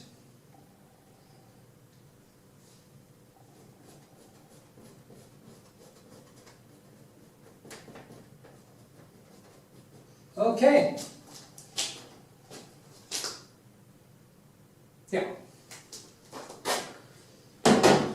I need some sleep.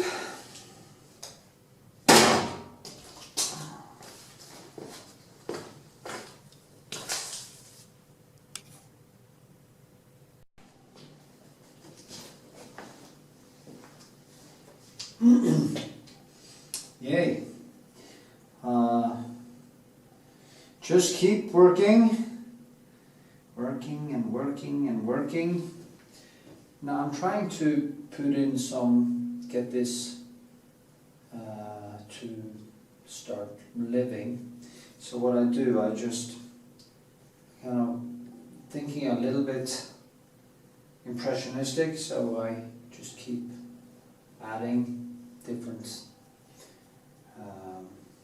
blues and because there are some light coming in, just to have a violet feel to it. So then I'm using the alizarin as I usually do, and I try to find the right color, and after a while I will start to add more detail, go in with small things like small places with light hits like that, you know, always. But it's hard to see because it's quite big painting, so it's actually hard to get this distance to it so you can see it more objectively. It's like when you're standing here painting for a few hours and you walk away, it can actually have gone both ways. You added too much or too little, and it doesn't feel right.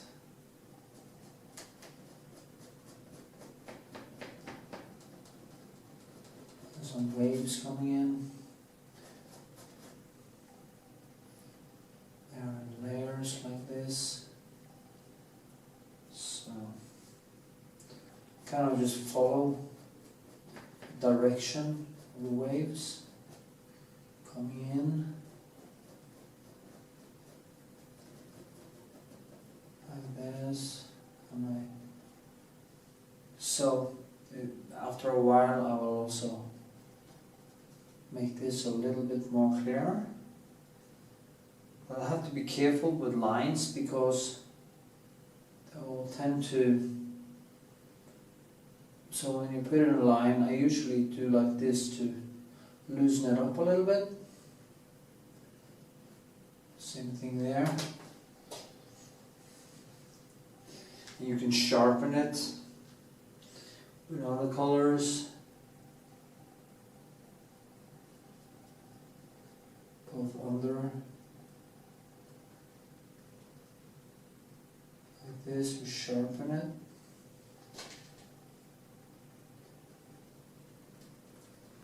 You see, now I keep that thin line by adding the color from underneath and also from above.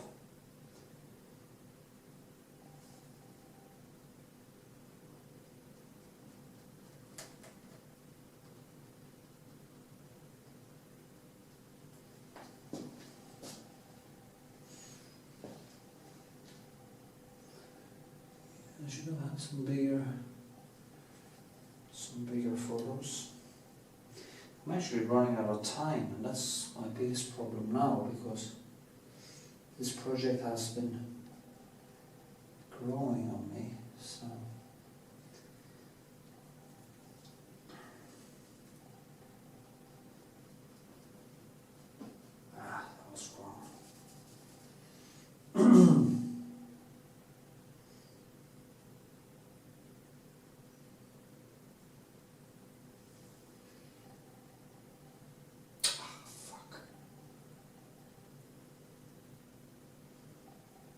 I started to fuck up because I didn't concentrate.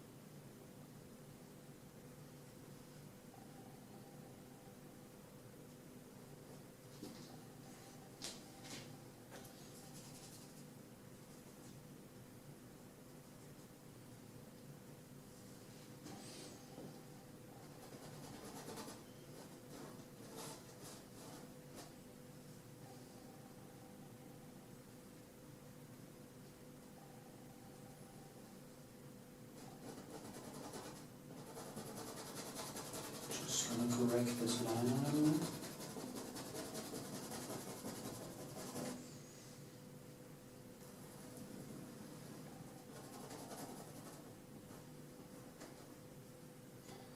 I want it to melt a little bit together.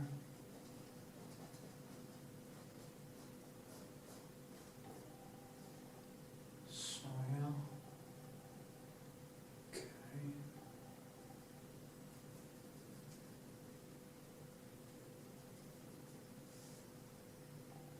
To send this next Friday, so I have a lot of work to do until then.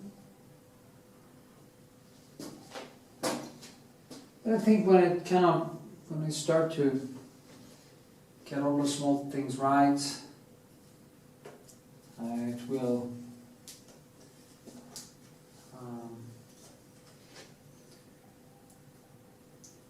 It is like the first sketch is the easy part. It's the, I've probably said this 100 times, but I can say it again. It's very liberating. It's open, and right now I feel like I'm kind of in between the different stages. This is the most difficult stage. When you get over that and you get more into, I'm not going to make this into a photorealist painting. It is a painting, and it's going to be a painting, if you get my point. But I need to also make it feel not just like paint. I also wanted to have a feel of being actually nature. So that is why I will add some more detailed light. This is very, when I do like this, you almost can't see anything in there. So I have to keep it down, but I also want it to be a little bit dynamic and have some not be flat and boring, I want it to live a little. And it's pretty damn hard. Some light sitting here maybe. I go over it again, tone it down, and then you see the colors are under there now, they're coming a little bit out, so And that is how I think. That's why these brushes are so precious, because it could be round, it could be but the Schweinbust, the boar, the pig brush, is very good at getting these effects where you just almost make a carpet of different colors affecting one another. Yeah. And then you start to see, you start to see where you actually need some other lights point to kind of make it one surface. And you just keep on adding and adding and adding until it is better. Yeah, okay.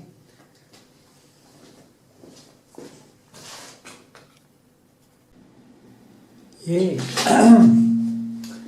So I've been working with this shoreline, and it's quite difficult. I wish I had more time on this, on everything actually, because I do see now that I might be a little bit short. If I put a lot of yellow there. Whatever. So, but it's starting to get nice on a distance, so I guess that's what counts. Also, the drying time is a problem because it won't be dry when I send it. So I have to take with me my equipment to my home Iceland, Kame, and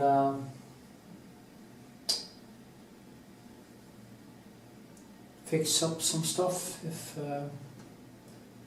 things get damaged from the sending. So I have a lot to talk about, to think about, I mean. And it's not all that pleasant.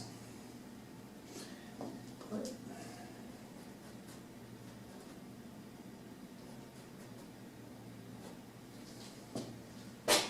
to shape this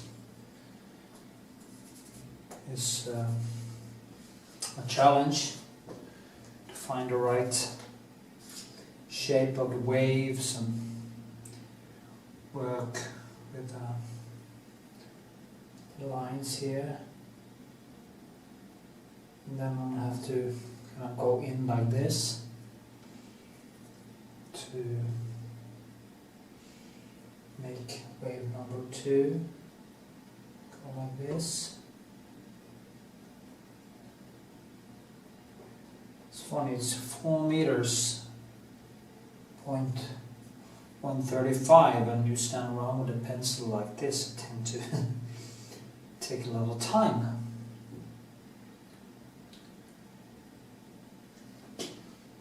So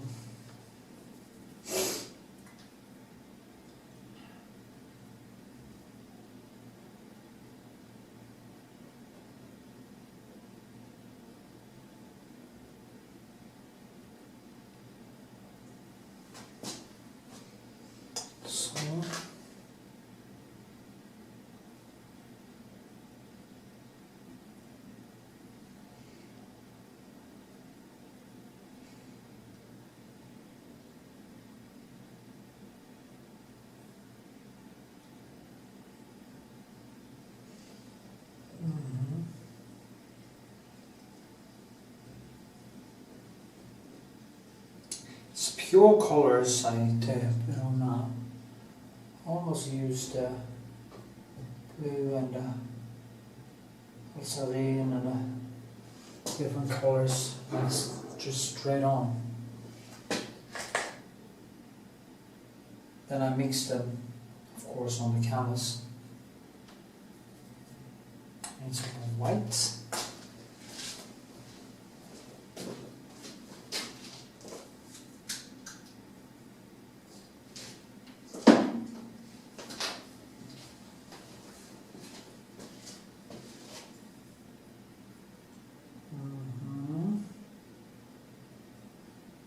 There's some nice shines in the water from the sky.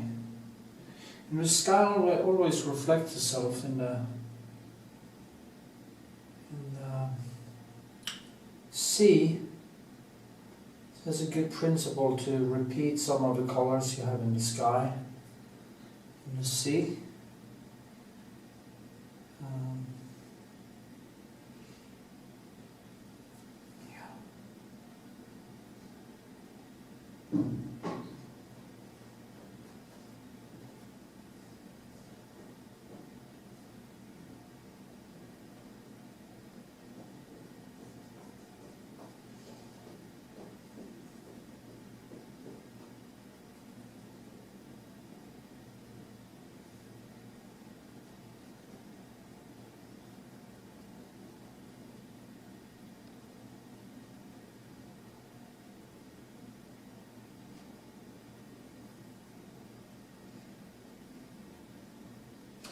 I'll just even it out a little bit so it becomes a little bit more natural.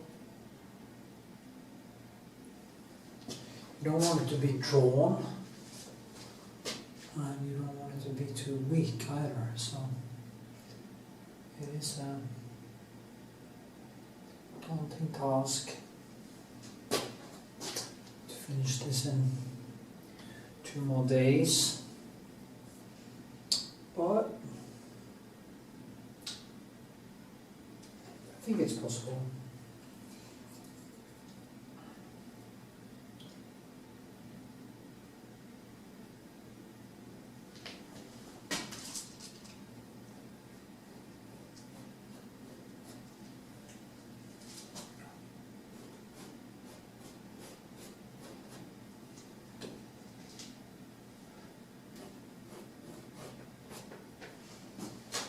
If it was summertime, it would dry faster because it would be warmer. But I guess that's what I have to deal with.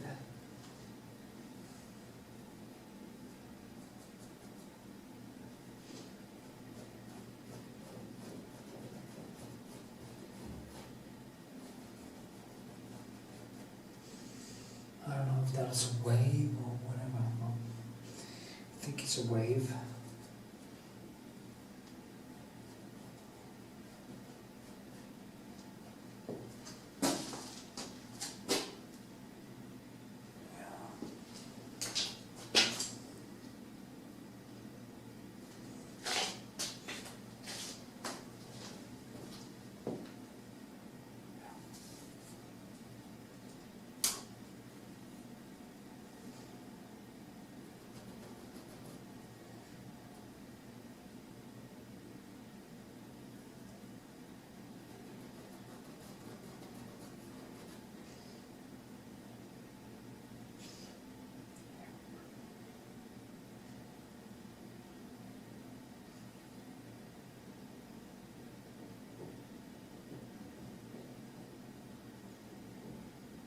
I did something funny.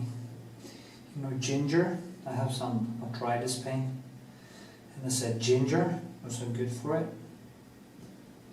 And I guess it is. The problem is just that I overdid it. I read today that I shouldn't take over 4 grams a day. And I guess I've been taking 400 grams.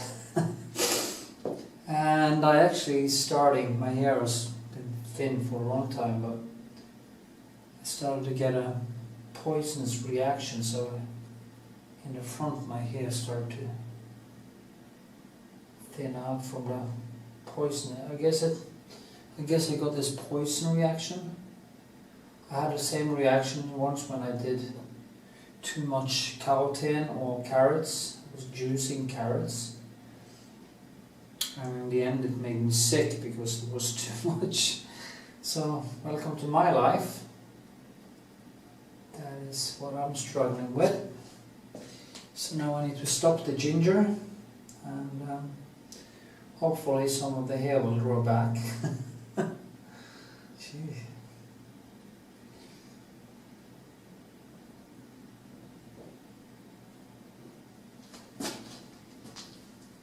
Yeah, it looks like a braid. It's always kind of, I wish it was more, shall we say, more punch to it. It's hard to get that when you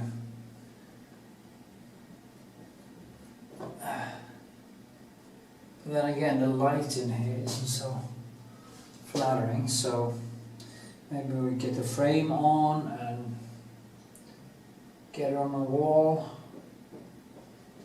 better lighting. It looks quite nice. It will look quite nice.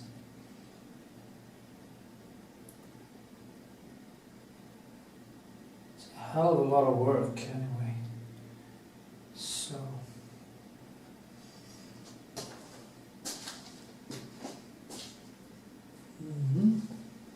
all the other detail there I can do tomorrow. So I'm going to move over here and all the way over there, and then tomorrow go over the whole thing, front, center, everywhere, try to enhance it and call it quits. Maybe I also work a little bit around the night until I have to wrap it up and send it. But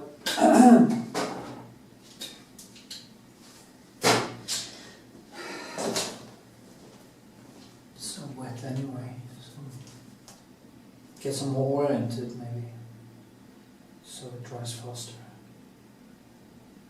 What will happen is that the thing will maybe do like this and touch into some of the high, but I can fix that easily, so I'm not worried actually. It's so impressionist, they painted anyway, so yeah, okay.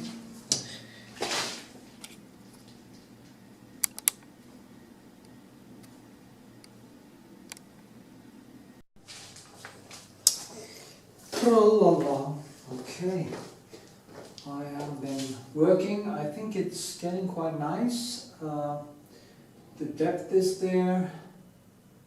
I have made some changes up there. Maybe this is too much. There. But I will do that tomorrow. So maybe take it down a little bit. Now I'm just working with the sea shoreline and all the different colors in the front.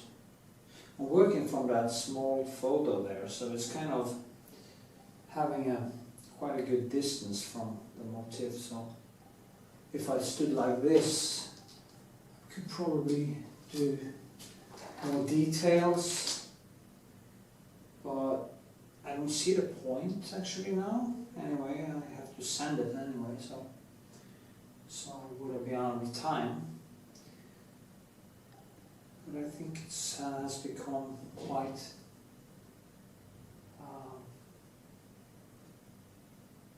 live in a way. How did I do that? And flowing for hours.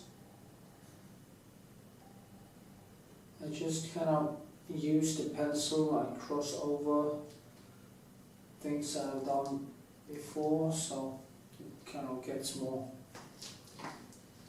I lay a layer and then I take my hand and just hold it very loose, and then I go over that dot, and that's how I build up textures that kind of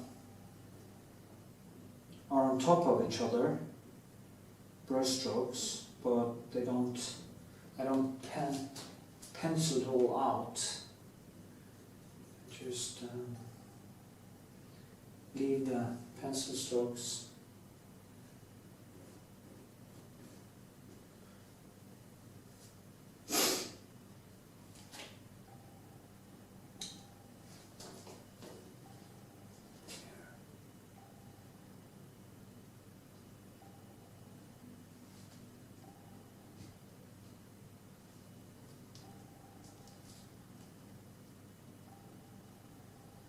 You start seeing this new stuff all the time. Like behind here, there's this light coming in. And this line is coming a little bit more up there. And I just have to kind of like glide into the background. And that's how you create the depth in a way. I also use like this to kind of loosen it up a little. And it's quite bright over there, so I can put in a more strategic brush stroke. Now it's very wet, so it's hard for me to put on more colors, which I find extremely annoying actually, because I wish to that I could.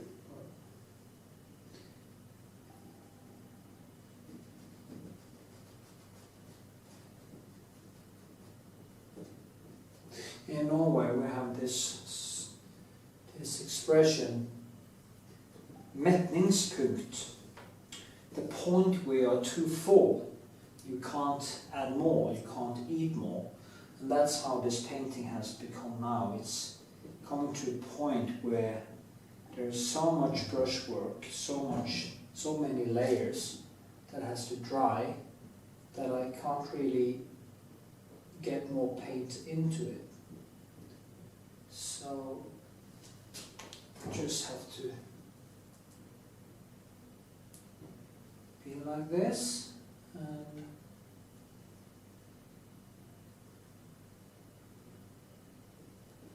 yeah.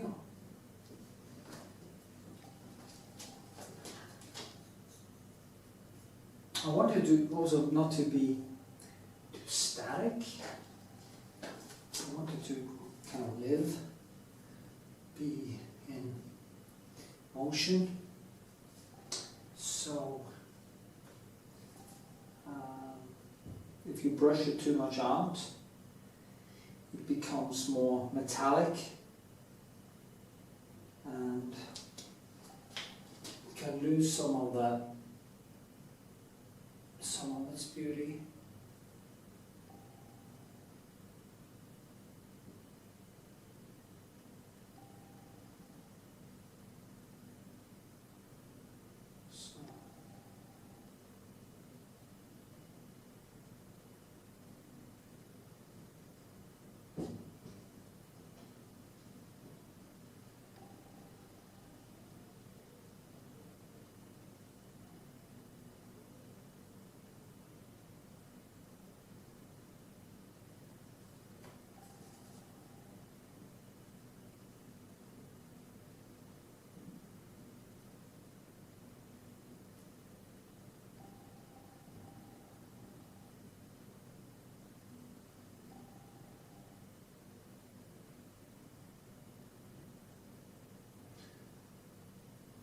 I have to send this on Thursday morning,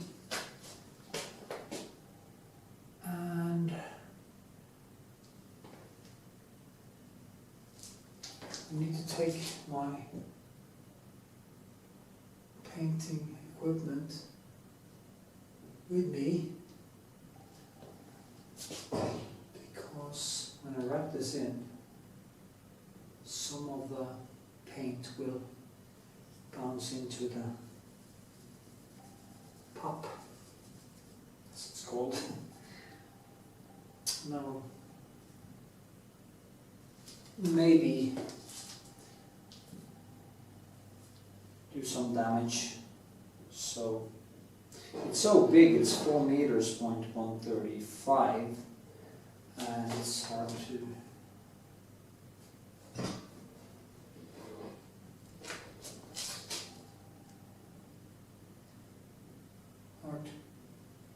wrap it up and sand it. So and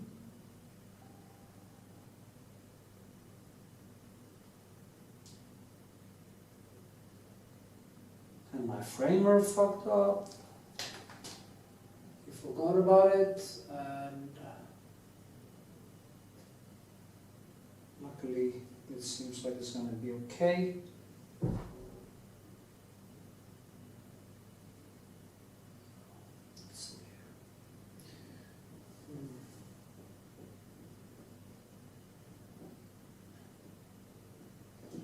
Hopefully I can show you the frame, the painting with the frame tomorrow night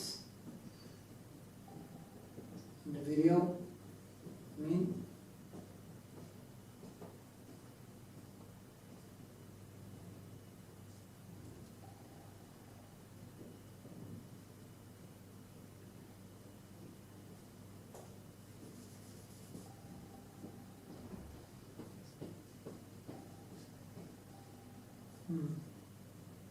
I actually linked 2 photos together. I took with a analog photography, and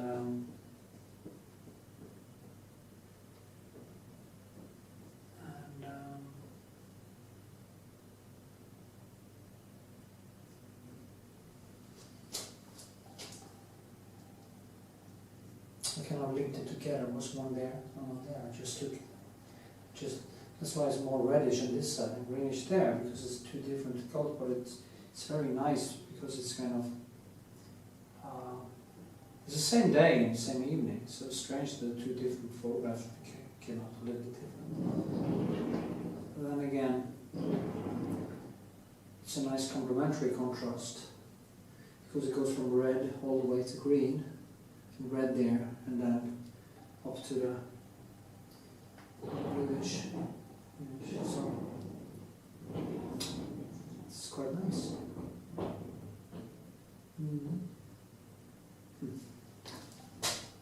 The work here. So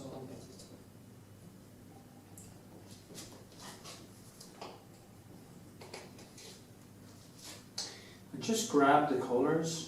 Grab it like this, and grab some here, grab some there, and I hold it loose, and I just do like this.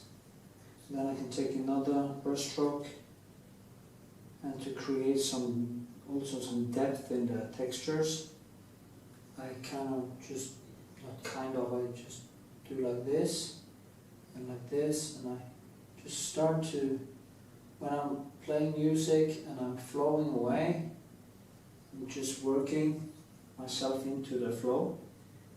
This becomes very abstract, very, you start to see the beauty of all the brush strokes instead of seeing the whole motif. And then when you've been working for a few hours, you just walk, for a while, just walk away and see, wow. Or you see, ow, I killed it. You know, if you put on too much, you can kill it. Then you have to push it down again and then bring it up. So you keep on painting like that, again and again and again and again. But now I have to turn off the video so I can actually focus, because I need my deep, deep, deep flow to be able to finish this tonight or this morning.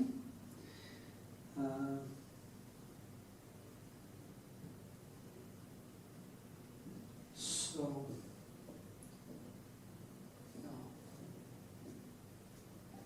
it's very hard for me to get into deep flow when I'm talking.